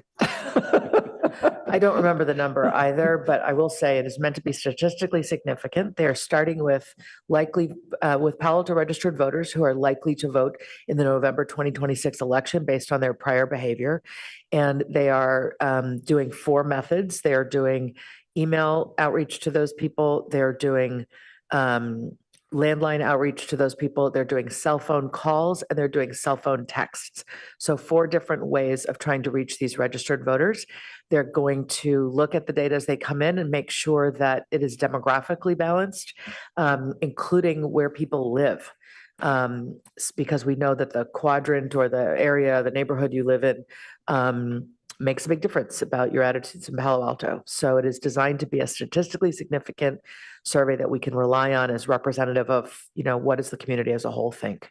I think that ends up being 1,000 people, or I can't remember the number, but it's something like that. Yep, I think you're close. I don't believe we were provided the exact number, but I think you're exactly right. And especially the geographic data, because we'll be able to kind of splice that like we talked about last night and really get some good data points depending on where folks in the city live, which will help direct next steps.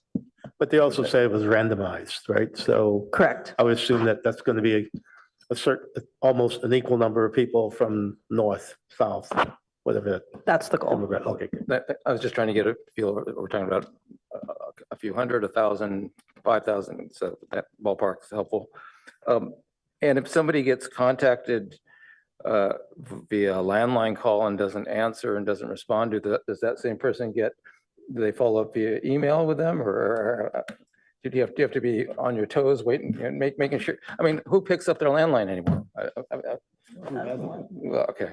That's another issue. Yeah, the impression I had from listening to Dave Metz with FM3, the pollster, was that they're going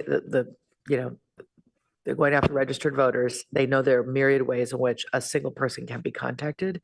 I don't know how they decide which method to try first. Obviously, they're aware that few people use landlines, and it definitely skews demographically, so the older generations tend to still use them. And, but to literally answer, I don't know. But I know that the polling people really get that it is essential that they're, reaching people, and that that it be statistically significant and a randomized sample. Thank you. And roughly how long is the expectation it would take to complete the survey? So the survey will go out on April 28th and be open for 2 weeks. No, if I get a phone call for the survey, how much time or? I believe they said 10 to 15 minutes. Probably depends on the method as well. I believe that's the average time. One suggestion I have, it's more along the lines of Commissioner Kleinhaus of something for later, but in the discussions of a gym and open space, or a gym and wellness center, is there any discussion of having it kind of have some sort of indoor-outdoor type features, like similar to the community center at Milshall Park, where there's walls that open to make an indoor space larger to do the outdoors? Is there any discussion of including a gym design or other room design like that? That's definitely been something that we've discussed with Concordia. They've presented that to us, like it just provides so much more opportunity for flexible space. So hopefully that's something we can incorporate. Good, and I think that would have fans. That's all I've got for at the moment. Thank you. Commissioner Kleinhaus. Another question on the poll, and I don't know that you guys can answer it, but if people don't respond, that's data too. It shows that they don't care, right? Or maybe they're not there. It's really hard to know why somebody doesn't respond. So how is that addressed in this poll? I don't know the answer to that. We could talk to our consultant and ask if you're really interested in understanding that. It's curiosity. It's not.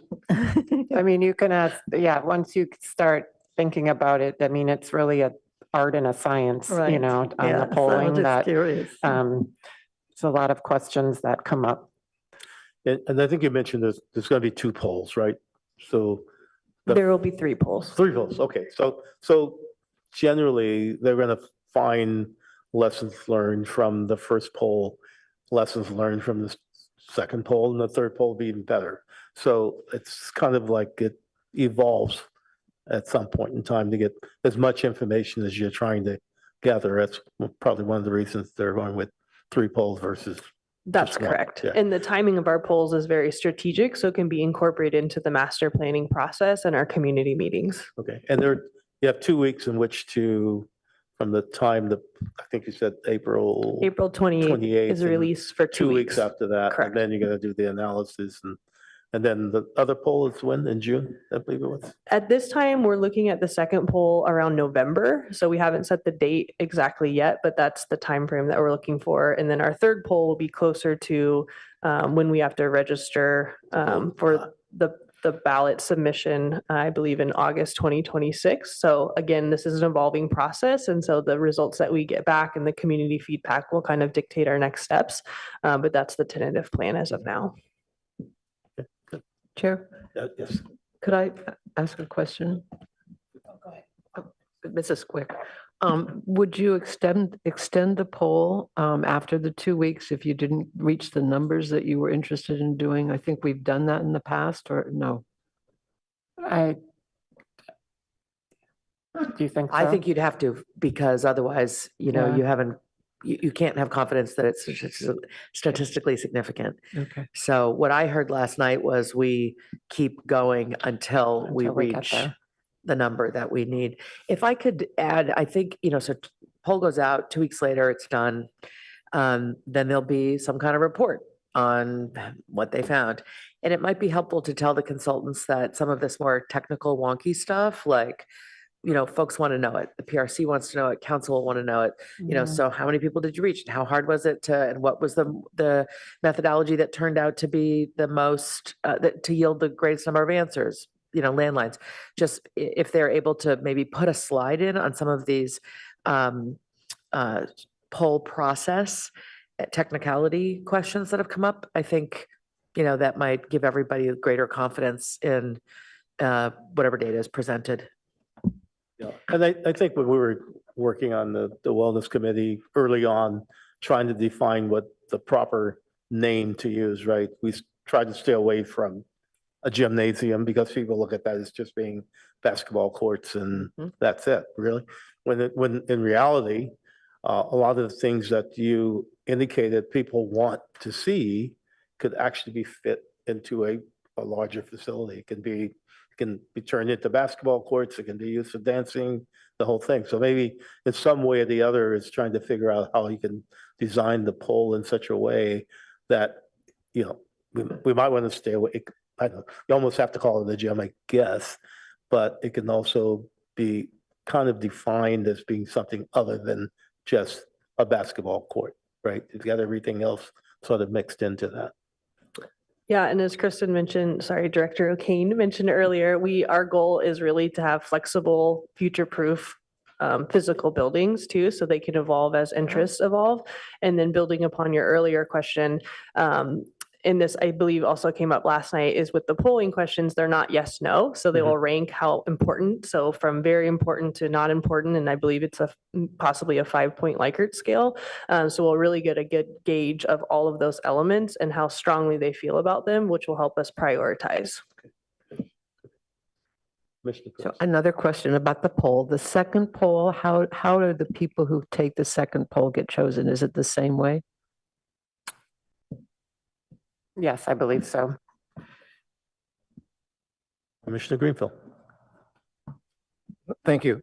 So I'm not quite clear. Is the poll included in the report or in the agenda item from City Council yesterday?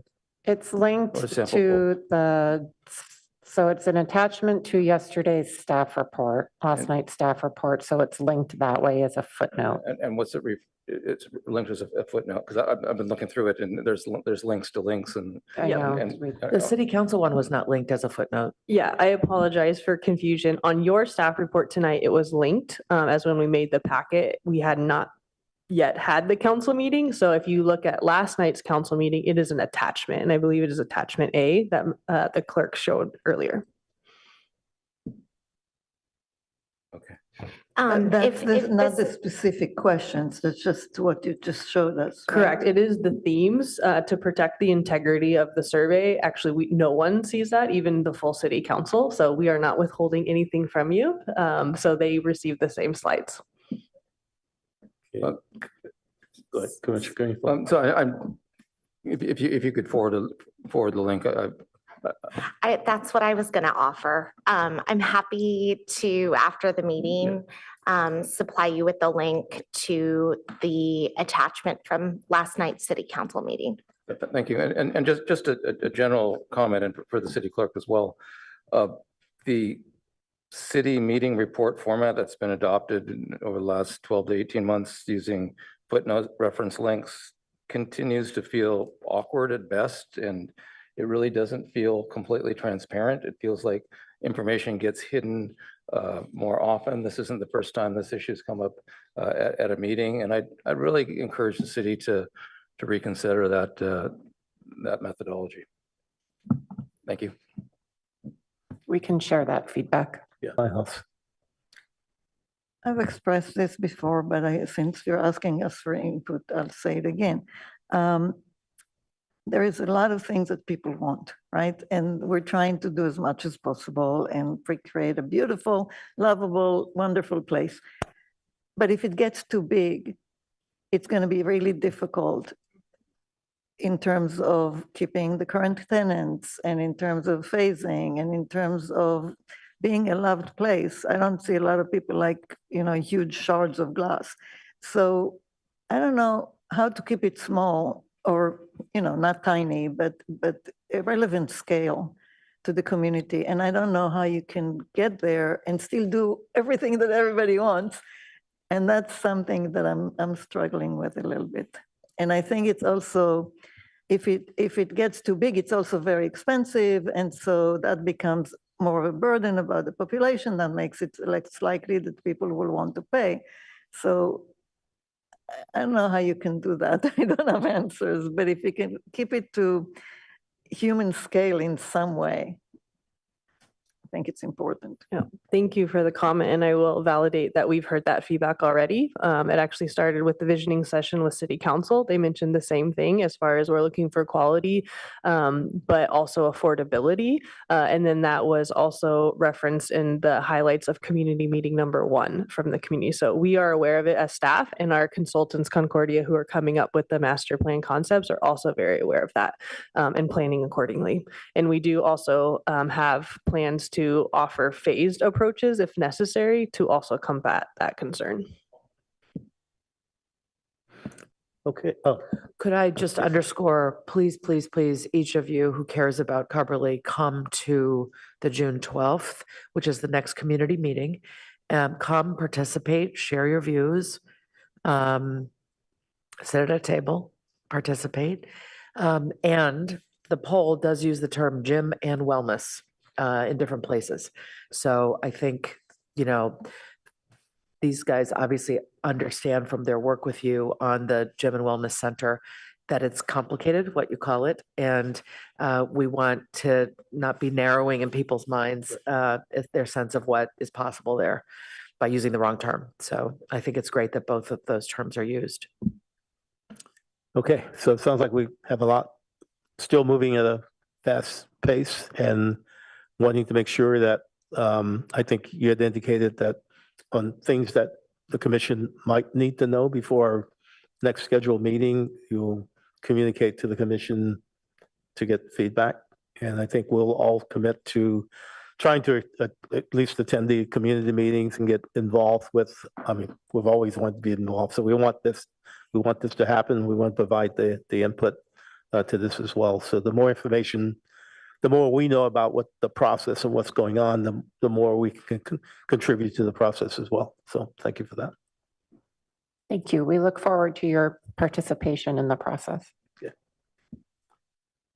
Okay, let's move on to the next agenda item, I think, which is the update on the nature access policy. Sure, let's take 5, yes.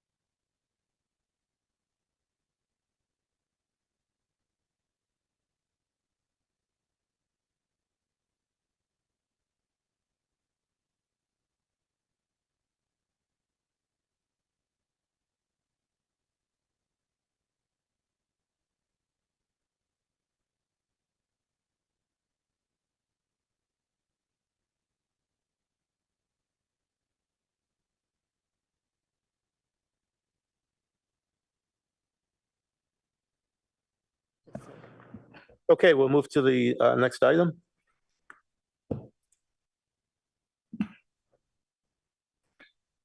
All right, good evening, commissioners. Let's see, tonight we will be discussing an update on the ad hoc nature preserve access policy and proposed trail closure at Pearson Arasadero Nature Preserve. Next slide. So really the purpose of this update is going to supply some background on the policy decisions that have already been made, to also provide a status update on those policy decisions. Also make a request for public comments on the proposed trail closure within Pearson Arasadero Nature Preserve, discuss next steps, and then also there'll be an opportunity once the staff slides have completed that, then the ad hoc also speak to their slides with comments and recommendations. So background, just to refresh everybody's memory, back in 2023, the state of California regulated e-bikes and coasting devices in parks and open spaces. Local agencies would need to take formal action to regulate or restrict access. And so fast forward to the next slide for some of the key timelines. This item was first brought to City Council and it was pulled from consent. It was then heard a month later, back in February of 2023. At that meeting, City Council supported the PRC recommendation on e-bike regulations and adopted an ordinance in addition to updating the parks and open space regulations. They also directed staff to further evaluate in Baylands and Pearson Arasadero preserves the potential reduction of speed limits, whether and where to restrict bike and horse access, and add bike racks at any trailheads where they were lacking. Second reading was heard roughly a month later, and then fast forward roughly a year later. So last year, April 23rd of 2024, the Parks and Rec ad hoc committee presented in conjunction with staff and delivered a presentation at the meeting. So that's kind of where we left off, and we wanted to provide some color of what has taken place since. The staff report details out a bit more of the nuances and details, but here I'm just focusing on kind of key timelines here. So July of last year, staff presented to PRC, and during their staff update, an agendized item for Foothills and Arasadero Preserve, there was discussion of seasonal trail closures. Oh, and you know what? I need to go back and just make sure that I mention during the meeting of the PRC ad hoc in April, there was during this meeting there was discussion of mountain bike activity in the Upper Bowl Loop area of Pearson Arasadero, and it was raised as a concern by the ad hoc. So fast forward to July, there was discussion of the seasonal trail closures. In September, we heard from the Bayland staff and the rangers. They reported out that they had installed 25 e-bike regulation signs and added an additional 13 new bike racks at trailheads. And then, just one second here, I have there. So there was more again, in the staff report, in February, Baylands noted in an internal meeting with the ad hoc that everything was functioning well due to the current ordinance since it had been passed, while discussions at Arasadero focused on potential need for access limitations, especially in the Upper Bowl area. A field visit was scheduled to further assess the conditions. So February 19th, staff and the ad hoc did a site visit to Pearson Arasadero to assess those conditions. And on the next slide here, you'll see a picture from that field visit. During the field visit, there were 2 social trails that were identified, not as part of the official trail network. At that time, it was discussed that these be decommissioned and restored as part of a routine maintenance stewardship effort of the rangers. So that we're not discussing really here tonight. That is just part of the rangers' normal stewardship effort. During this field meeting, we also observed 2 children riding mountain bikes in the Upper Bowl area. At that time, there was water present within the Upper Bowl, and the ad hoc committee wanted staff to consider seasonal trail closures of the portion of the Upper Bowl to support habitat protection and species during the wet season. Staff during that field visit did propose a trail closure of an unmarked trail. That is what we are seeking feedback for tonight. This was proposed because there was an existing connectivity to the rest of that trail system, and I'll supply more details on further slides. But at that final kind of field visit, there was also some discussion of seeking payback, which is the pedestrian, I'm forgetting the acronym, pedestrian and bicycle committee, which we'll get into. So next slide. Yeah, pedestrian and bicycle advisory committee. So the potential trail closure was discussed at their meeting, which was agendized and took place April 1st.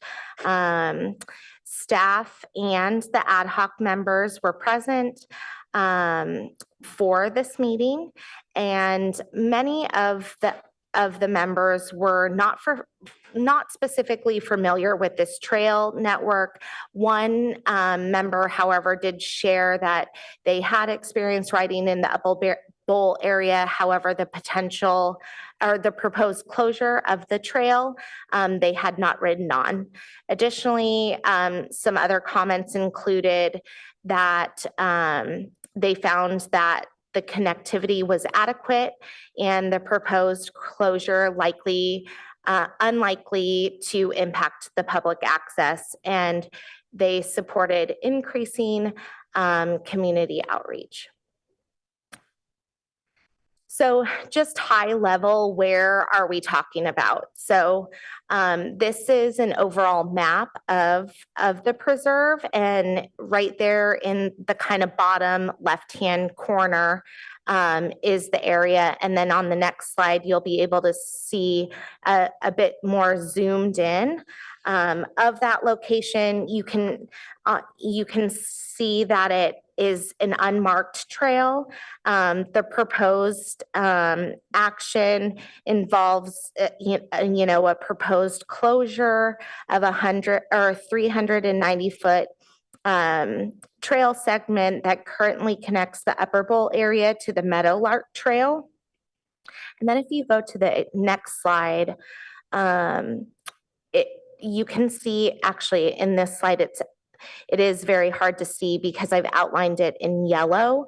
And and I apologize for that. In hindsight, it should have been probably more in red, but I don't know if you can circle your cursor around, yeah, right there is, so it currently connects that piece, and you can see the existing trails in and around that area currently. So this trail segment is proposed for closure to support habitat restoration efforts and to reduce redundancy. Parallel trail routes within the preserve, reducing trail redundancy helps minimize habitat fragmentation and promotes a more sustainable trail network while protecting sensitive ecosystems and improving the overall visitor experience. Currently, I believe there are signs posted in this area, and we are seeking public comment through Tuesday, July 1st. You are able to submit comments directly through email, mail, and I believe there will also be an option which I will bring forth in an upcoming departmental report when online is also available. So in terms of next steps, staff will continue to conduct community outreach related to the proposed trail closure, accepting comments until July 1. We'll continue to gather public feedback via posted signage and direct engagement with rangers, and evaluating the needs of additional educational materials and maps and increased public awareness of trail rules and seasonal closures. Staff plans to come back to the PRC to report findings and any recommendations following the outreach and evaluation phase. This concludes the staff portion of the presentation, and I will hand it over to the ad hoc. Okay, thank you for the staff and the detailed informative report. I'll go ahead and hand it over to Chair Greenfield. Vice Chair. Vice Chair, I'm sorry. I'm not looking for promotion at the moment. You held it for so long. So. Thank you. And thank you to staff for working with the ad hoc all these months. A lot of effort's gone in behind the scenes. It doesn't necessarily come out in this presentation, but we're happy to be reviewing this with the full commission and sharing what we've been working on. Appreciate the staff's work to look at the potential trail closures and coming up with their ideas, but both the general ongoing, the standard ranger stewardship to shut down some trails that are just popping up, and also look at the trail network and see another change that might be reasonable to consider. Beyond this, the ad hocs also, as Sarah mentioned, has concerns about some of the upper bowl area.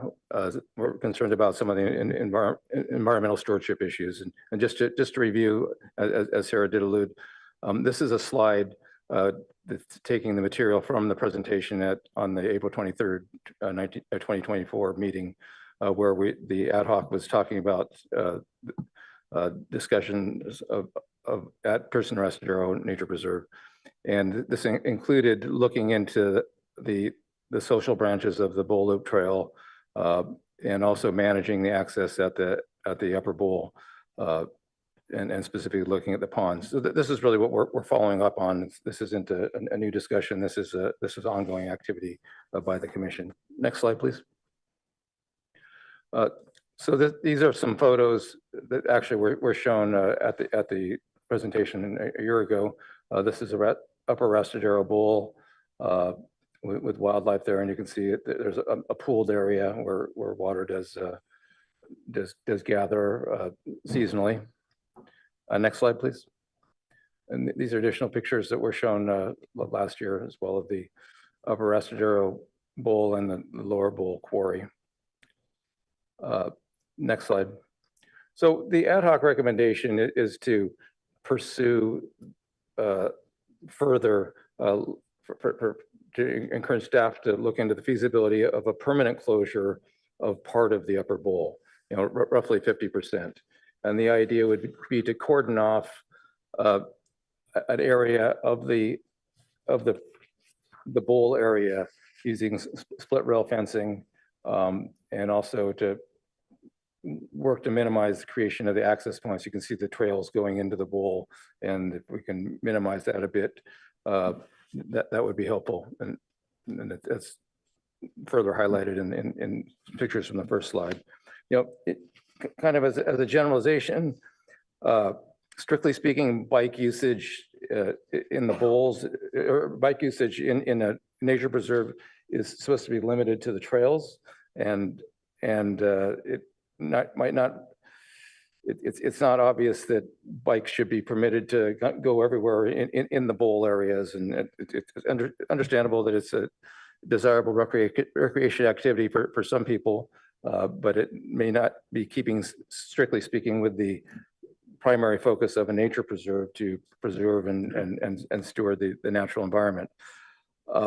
The ad hoc had discussion with staff regarding this, and some compelling discussion was that just the understanding that if we were to close off the bowl areas to bike traffic altogether, one, it'd be difficult to do, but two, if we're successful in doing so, it's not going to stop the problem. It's going to move the problem somewhere else. And so there's kind of a philosophy of considering that this is a recreation that kids are going to find a place for, and if you can find a place to manage it well, that's ideal. And so that was interesting for the ad hoc to learn and hear and to consider further. And so really, that's, I mean, our fundamental goal for any of the open spaces to balance environmental stewardship with recreation opportunities, and that's very directly what we're trying to address here. Next slide, please. So the benefits that we're looking at are, one, overall to balance protecting natural resources while still providing recreation opportunities for our community. Core to stewardship is supporting biodiversity, and key to that is protecting the water habit to support frogs and salamanders. And I'll let Commissioner Kleinhaus touch on details a little bit further with her expertise. I do not have a PhD in the subject matter, but I can get through this slide. Also, we want to protect the dry crust, or the dried, better known as the dried mud habitat for crustaceans, which are using this even after the water's gone. And there's some examples of some of the crustaceans that most of us will not be familiar with, including Daphnia, copepods, and ostracods. And these little crustaceans provide a food base for ducks and other birds. So other benefits we're looking at gaining is reducing erosion, and all while maintaining reasonable recreational access. We're not suggesting closing the area entirely. We're suggesting closing half of one of the bowls to provide an opportunity to provide some protection for some unique habitat within the nature preserve. And we also see it as a potential educational opportunity. If there is some split rail fencing in an area like this, it's natural to wonder why it's there. So providing some interpretive signage that explains what's going on, I think, could be very helpful as well. Other commissioners care to add further? Yeah, I'm just going to chime in on the, I mean, there's pros and cons on both. And the environmental impact is definitely one that, I think supports the closure of the upper bowl, which the longer it goes exposed, the more erosion and disturbing of wildlife that will continue. So I think it's definitely something that we need to address now versus later, and fully support that move. I go there often. It's very steep to get there. It's not easy. And so not a lot of people actually go to that upper bowl area.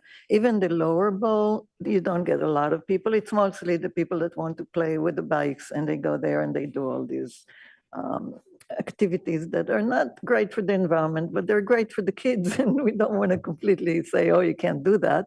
Because as Commissioner Greenfield said and staff told us, well, they'll probably look for another place and we'll have more destruction. But in that area of the lower bowl and the upper bowl, there are also some serpentine soil which grows a specific and relatively rare group of plants.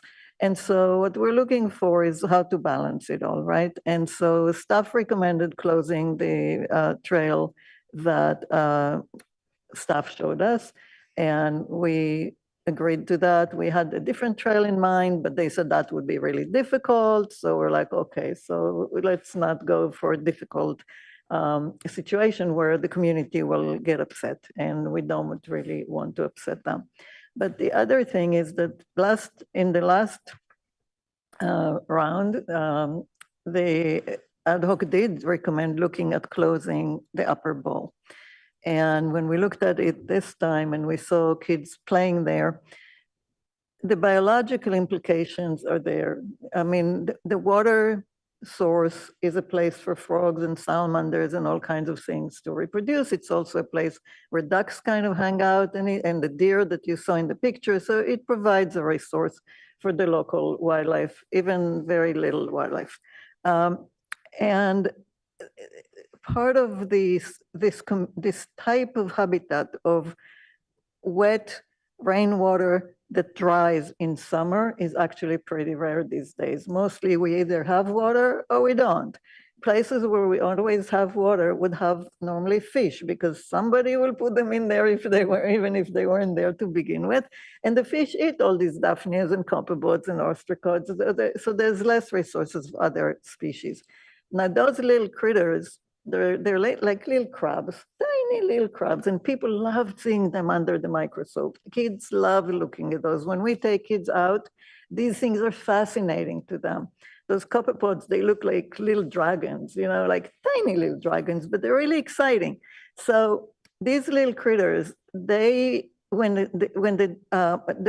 a lot of generations. Normally they'll have lay eggs and new ones will hatch and swim around and do whatever frolicking that they do. But when the pond starts drying, they create a different kind of egg, essentially. It's not exactly an egg. And that stays in the mud and it dries out and it can be completely desiccated with no trace of water. But when the water comes back, they'll come out and start again. And so the crust itself is important and the water is important. So we're trying to balance it. And so what we're trying to think is, okay, let's close year-round part of the pond so the crust is not disturbed during the summer. And let's not really let people do too much in the water, if possible. So part of it could be fenced off and part of it could have a sign, please don't ride your bikes in the water because there's frogs here that need to reproduce and there's salamanders that need to be able to crawl out and they climb out. Like the salamanders don't stay there. They'll climb out, find places to hide. They'll come back to reproduce the next year. So we have really something that we could restore into something that's beautiful, educationally important, and still provide the recreation that people want. So this is what we're hoping to get. And I'm not sure how, we did not include this in the outreach. So go ahead, Jeff. So I think what we're looking for right now is for feedback from the rest of the commission. I think that this is not something staff is proposing moving forward with at this point in time, except under the consideration of the feedback that we offer at this point, and staff could confirm that. Yeah, I think this is the first kind of official ad hoc with the whole commission. We're seeking feedback and we're happy to discuss, this again with the Rangers and potential feedback. But I think now's a great time to hear from the rest of the commission. And obviously, we're also looking for feedback on the trail closure as well. Correct. And I have one other comment. I really want to thank staff. And I also want to say that there is a few discrepancies, but I think it's because we talked to Steve and he left and he didn't update you. So I think that if there are a few discrepancies, I would put the blame on that because he probably left without telling you. Anyway, so thank you. Thank you for the effort, really. And we appreciate that it's a couple busy nights in a row for staff with a couple presentations at City Council last night as well as tonight, and appreciate it. Yeah, It doesn't go unnoticed. Yeah, as a member of the ad hoc, I also want to take the opportunity to thank staff for the detail, sir, for the amount of work that you've put into this. But at the same time, I thank the Rangers and the people on the preserve that have also worked with us. This has been going on since 2023, so there's a lot of back and forth. So really appreciate the work that has been done to get us to the point of where we are right now. So thanks for that. We'll now open it up for public comments, if any.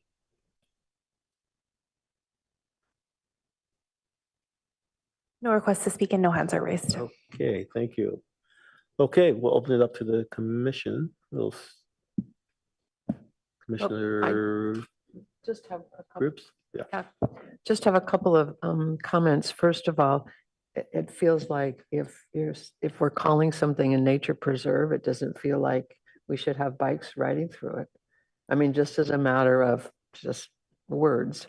And so I like the idea of the education about what's happening when people are just riding through things. And so I certainly support moving ahead and deciding what to do about this. And I think closure is probably a good idea. I don't know whether it's half or whether it's a whole. I would leave that to somebody, but I think it's important. I would like on the screen there was something reasonable recreational. There's a little. How do you define that? A reasonable recreational activity in a preserve. It's obviously subjective. Pardon me? It's obviously subjective. Okay. Just wondered about that. And then what's the process to go through to do this, and how much does it cost to put the fence in if you decide, and what's the impact on the department? I mean, I think this is something that we'd have to actually assess and go back out in the field and will result in another ad hoc meeting for a site visit potentially. So we don't have that information available. Yeah. Okay. That's all I have. The other commissioners?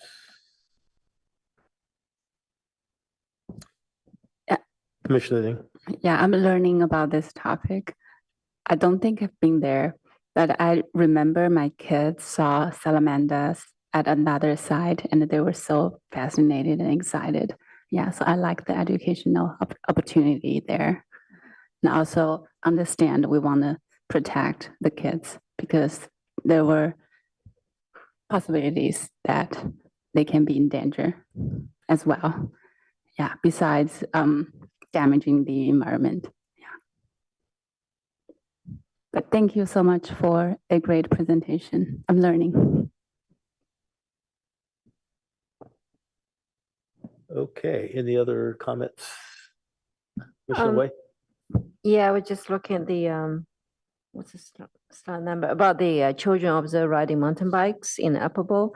I wonder, how do we educate our public of where they should go, especially relating to children and youth who probably do not have informed either roadmap, etc. in this case, or in the future?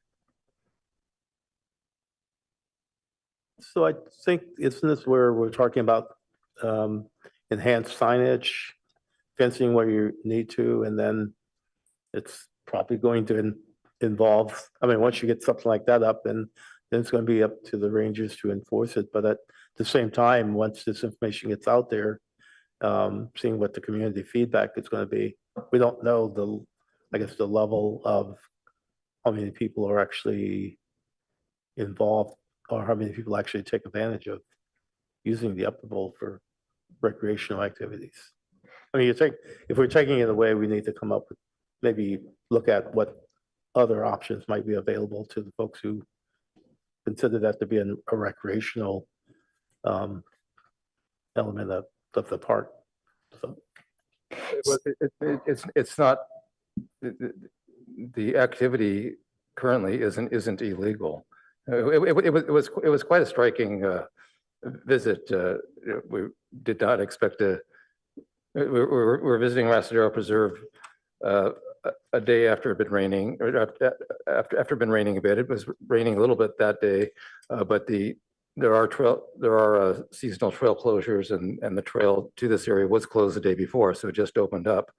And it was quite a surprise to see a couple kids just having a blast, riding through the water, which us old fogies wouldn't have expected anybody would want to do that, but they were doing it repeatedly. And there's a group of about 7 of us and a couple of rangers in uniform, and kind of standing on the edge of the bowl, and the kids look up, it's like, it's okay to be here, right? Or is it, there's obviously authority figures, and yeah, you're fine. Carry on. It was a magical moment on a certain level, and very, very unique. So and as I'm hearing from other commissioners, it doesn't seem like what we should be encouraging at a nature preserve. But again, it's balancing the real world considerations. I think it is important to find a way to properly preserve the natural the wildlife in this unique environment, as stated before. I think that's what we're looking to pursue. Yeah. So the balance of educating them versus preventing them from risk. It was more storm, than used to be. The weather change, and how we educate them, especially teenagers, very risk taking. It's like part of their nature, brain development, and how we can maybe, I don't know whether it's flyers, etc. In the information center when we just went to Fort Hill Park, there's a lot of very good flyers. Maybe that's something we can also look into to get more informed possibility.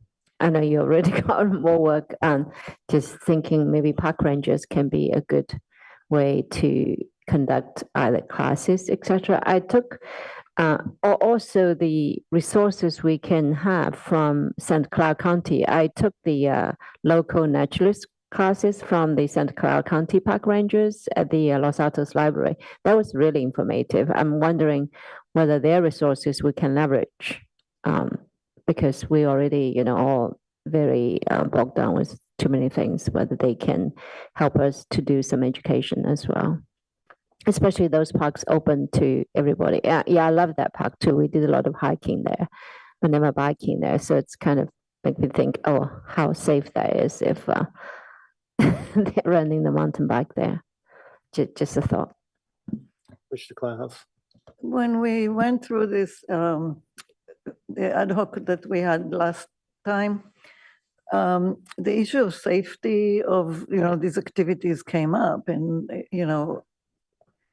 as long as the city doesn't sanction it and say, do this here, the city is not liable if something happens. That's what I think I learned last time. But if we say, this is where you can do it, but do it carefully, that is something that could potentially put the city in danger of if something does happen. And I think kids will be kids. They need to release those valves. They need to take risks. They need to do this. So we're trying to accommodate that. But we're also trying to accommodate the little critters. And so we thought we came at a good balance here and still allows these kids to do what the kids do and have this remote area, which not a lot of people go to. Animals do, but it still gives them the place where they can release the anxiety that a lot of them have, or the need to do things without supervision. And I think that's okay. We don't need to supervise everything they do, but we also need to take care of nature a little better. And I think the definition of reasonable is to accommodate the kids and the critters. Okay, any other comments? If not, we will. Yeah, go If ahead. I may, I'm just curious, is there any commissioner feedback on the proposed trail closure at this point? It'd be good to know if you're supporting, if you're supportive of it or not supportive of it or neutral.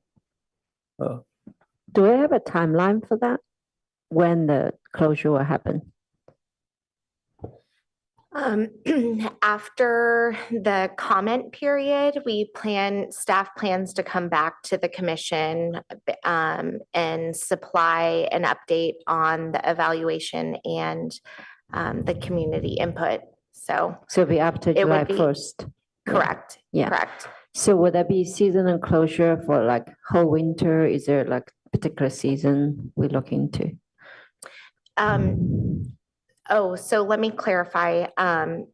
The potential trail closure would be restoring it back to its natural.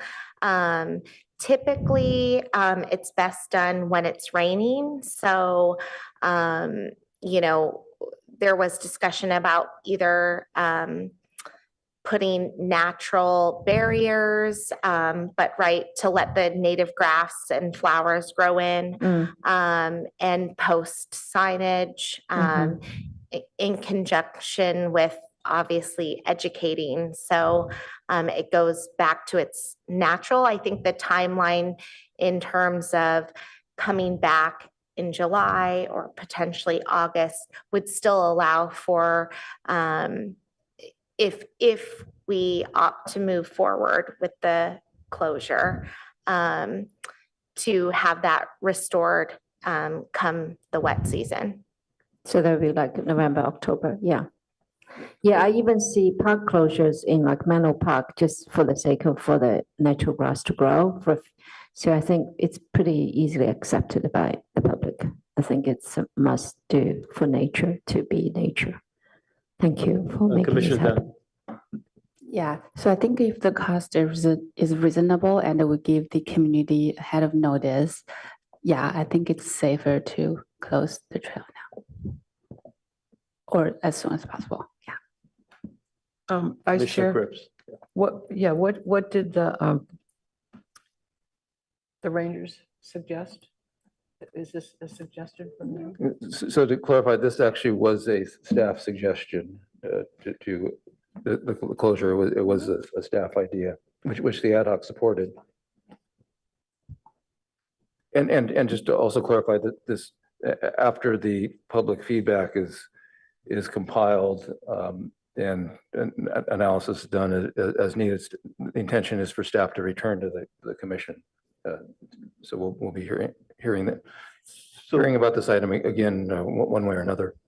So will that also include, I guess, I don't know how they can determine whether or not that's a daily occurrence on the upper bowl as far as the bike riding activity.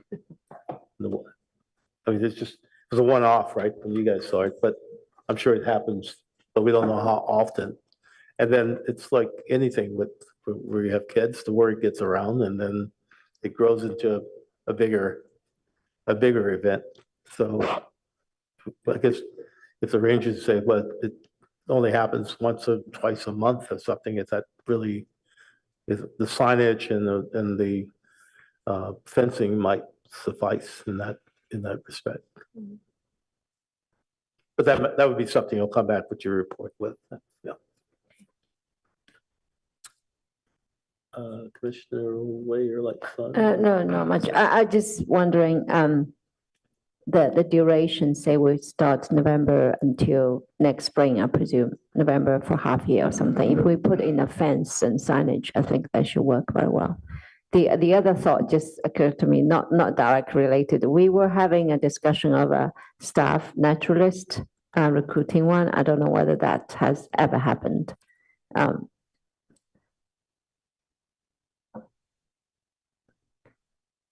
Do you mean, did we add a position? Yeah, No. yeah, okay, yeah. Just But I will say that our rangers are very knowledgeable and Yeah. in the natural environment that they work in. Yeah, I know. I understand that. Just a year ago, I remember Steve was mentioning adding a city staff naturalist as well. But it doesn't discount the rangers' knowledge. I learned all of them from them as well. Thank you. Commissioner Kleinhaus.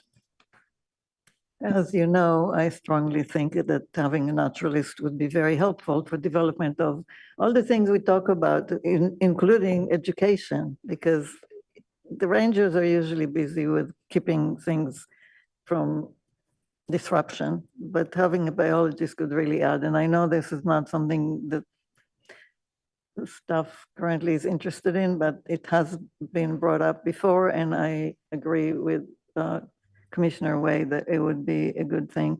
I just wanted to say to Commissioner Way that I think the idea is that trail that is going to close is not ever going to open.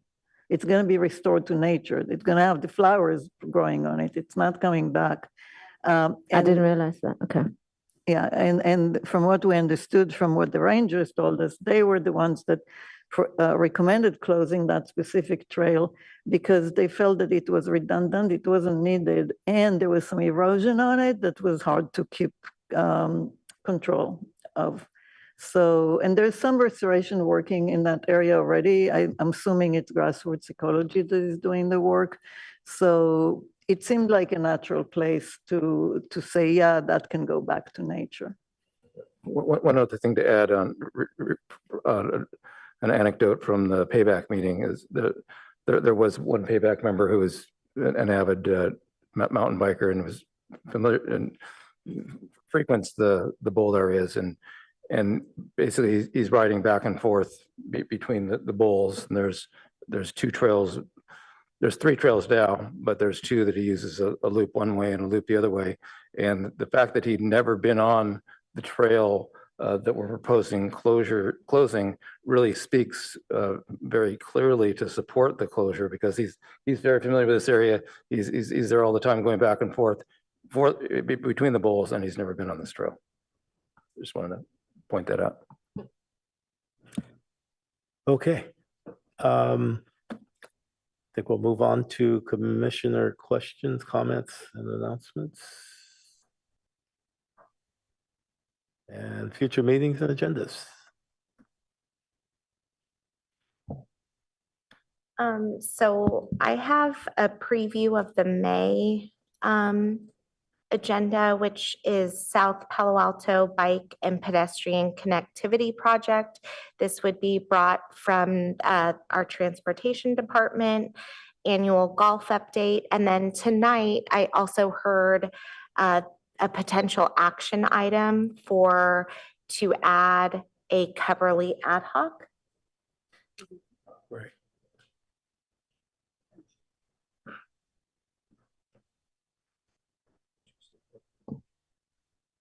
No, you didn't say, did you say park dedication as well? I did not. I didn't know if that was going to be ready. We can, And we can sort of put an asterisk by it and see if see if it's going to be ready. So, and as I know we were talking about the agenda, and May has more space than June, so I think it'd be helpful to slot it in and push forward. And the ad hoc needs to report to the full commission. Chair. okay. Could I ask, what is the scope of the golf update? Is it is it just about the vendor or is it going to be about programs that it's going to include the first tee? Is it going to include the mitigation? Is it going to be the whole golf and the Yes. finances? Yeah, Yes. great. Thank you. Okay. Anything else? Okay, also, along with putting, I guess, adding the Coverly ad hoc, we also need to work on the development of the work plan. I didn't know, did you want that brought Well, we- back?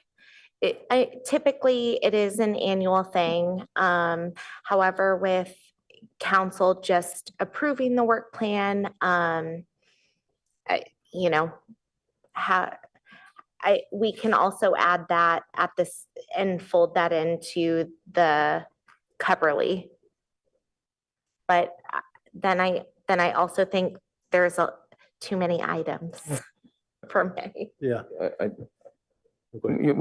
the retreat, we did leave, I think we were working under the assumption that we would be focusing a major portion of our agenda, of our meeting time in May on updating the work plan or reviewing things. There were some things we kind of left off.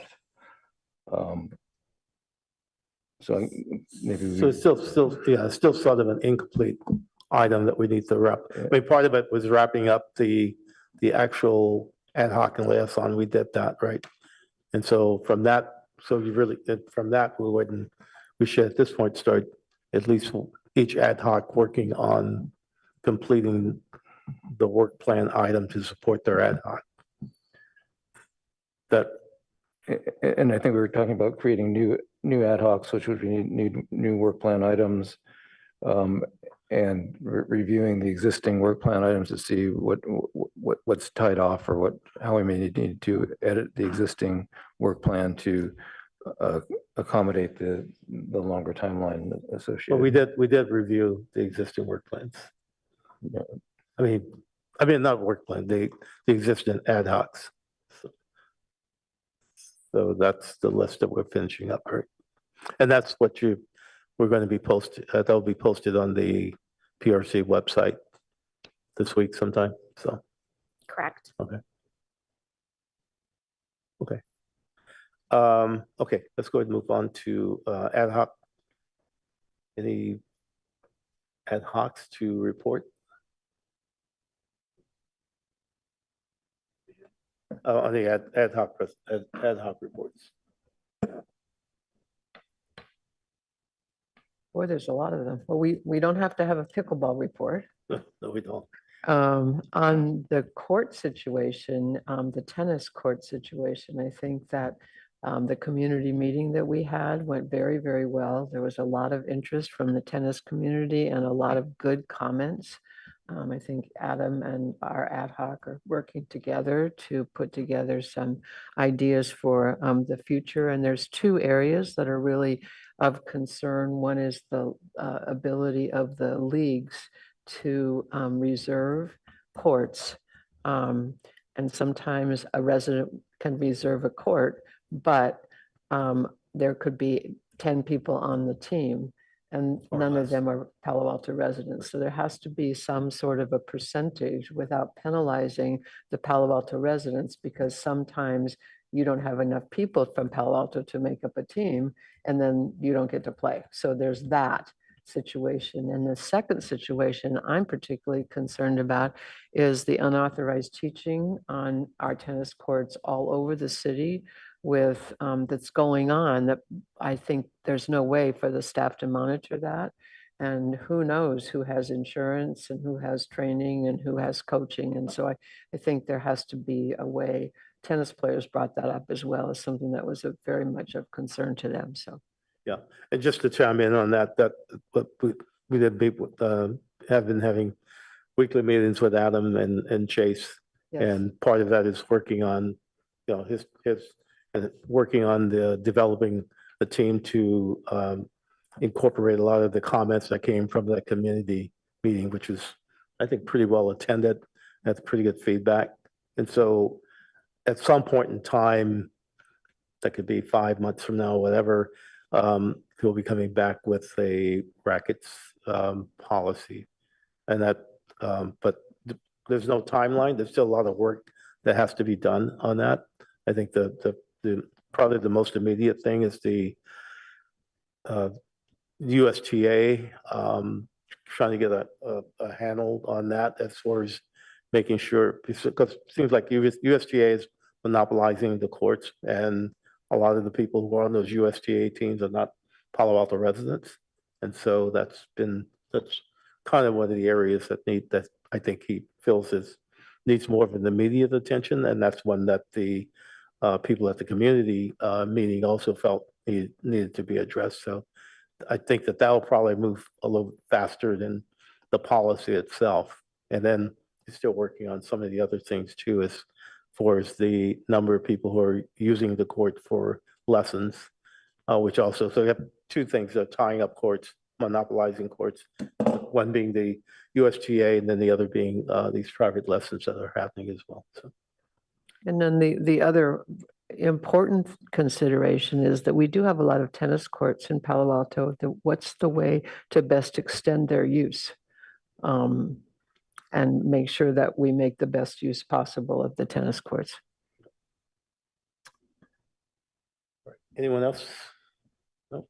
Okay, so I just want to make sure that one of the things we want to make sure of is that as we're now, everyone knows which ad hoc liaison that they're assigned to, that for the meetings going forward, we want to make sure that we do, you should try and commit to at least meeting with your on your ad hoc at least once to twice a month before the meetings, so that when we do have our PRC meetings, that we do have meaningful content to present to the rest of the commission, that hopefully getting to the end goal towards the end when we have to do a presentation to the city council, we have hopefully have a majority of the ad hocs will be kind of wrapping up what it is that they were working on. So but the commission going forward on the urban meeting will understand exactly where the ad hoc is, what the timeline is, and how we can easily add those presentations to upcoming agendas as well. So, okay, I think, Commissioner Cripps, yes. Well, I'm just looking at all my notes from all the ad hocs and the liaisons. I did want to mention that the skate park continues to have their every 2 weeks meeting, and they're extending the people that they're reaching out to, and they have a good group. I'm trying to help them with some things, and we'll continue to do that. They wondered if there was a liaison now if there was ever going to be somebody that would replace Peter at Public Works. So just a question, and we didn't expect an answer, but. Yeah, they do not have a replacement at this time. So we'll keep you apprised of updates when the recruitment. Great. Well, just know that we're meeting every 2 weeks with this group on Zoom. So. Oh, wow. It's great to hear. And then middle school athletics. We've had a couple of meetings about middle school athletics, and Adam has been working with purchasing to see what it would look like to have an RFP for a third-party vendor to maybe do something a little bit different, and also to see if there's a nonprofit in Palo Alto that either could be created or they could work with to help with the cost of middle school athletics. I think the goal is to make sure that there's access to everybody who wants to play, and there's coaches for everybody who wants to play. So those are two really big challenges. Thank you. Anyone else? Vice Chair Greenfield. Just wanted to update regarding urban forestry that the public comment period regarding the tree and landscape technical manual review as closed, and staff is working to take the feedback and finalize the documents, which isn't a simple process, but it's progressing.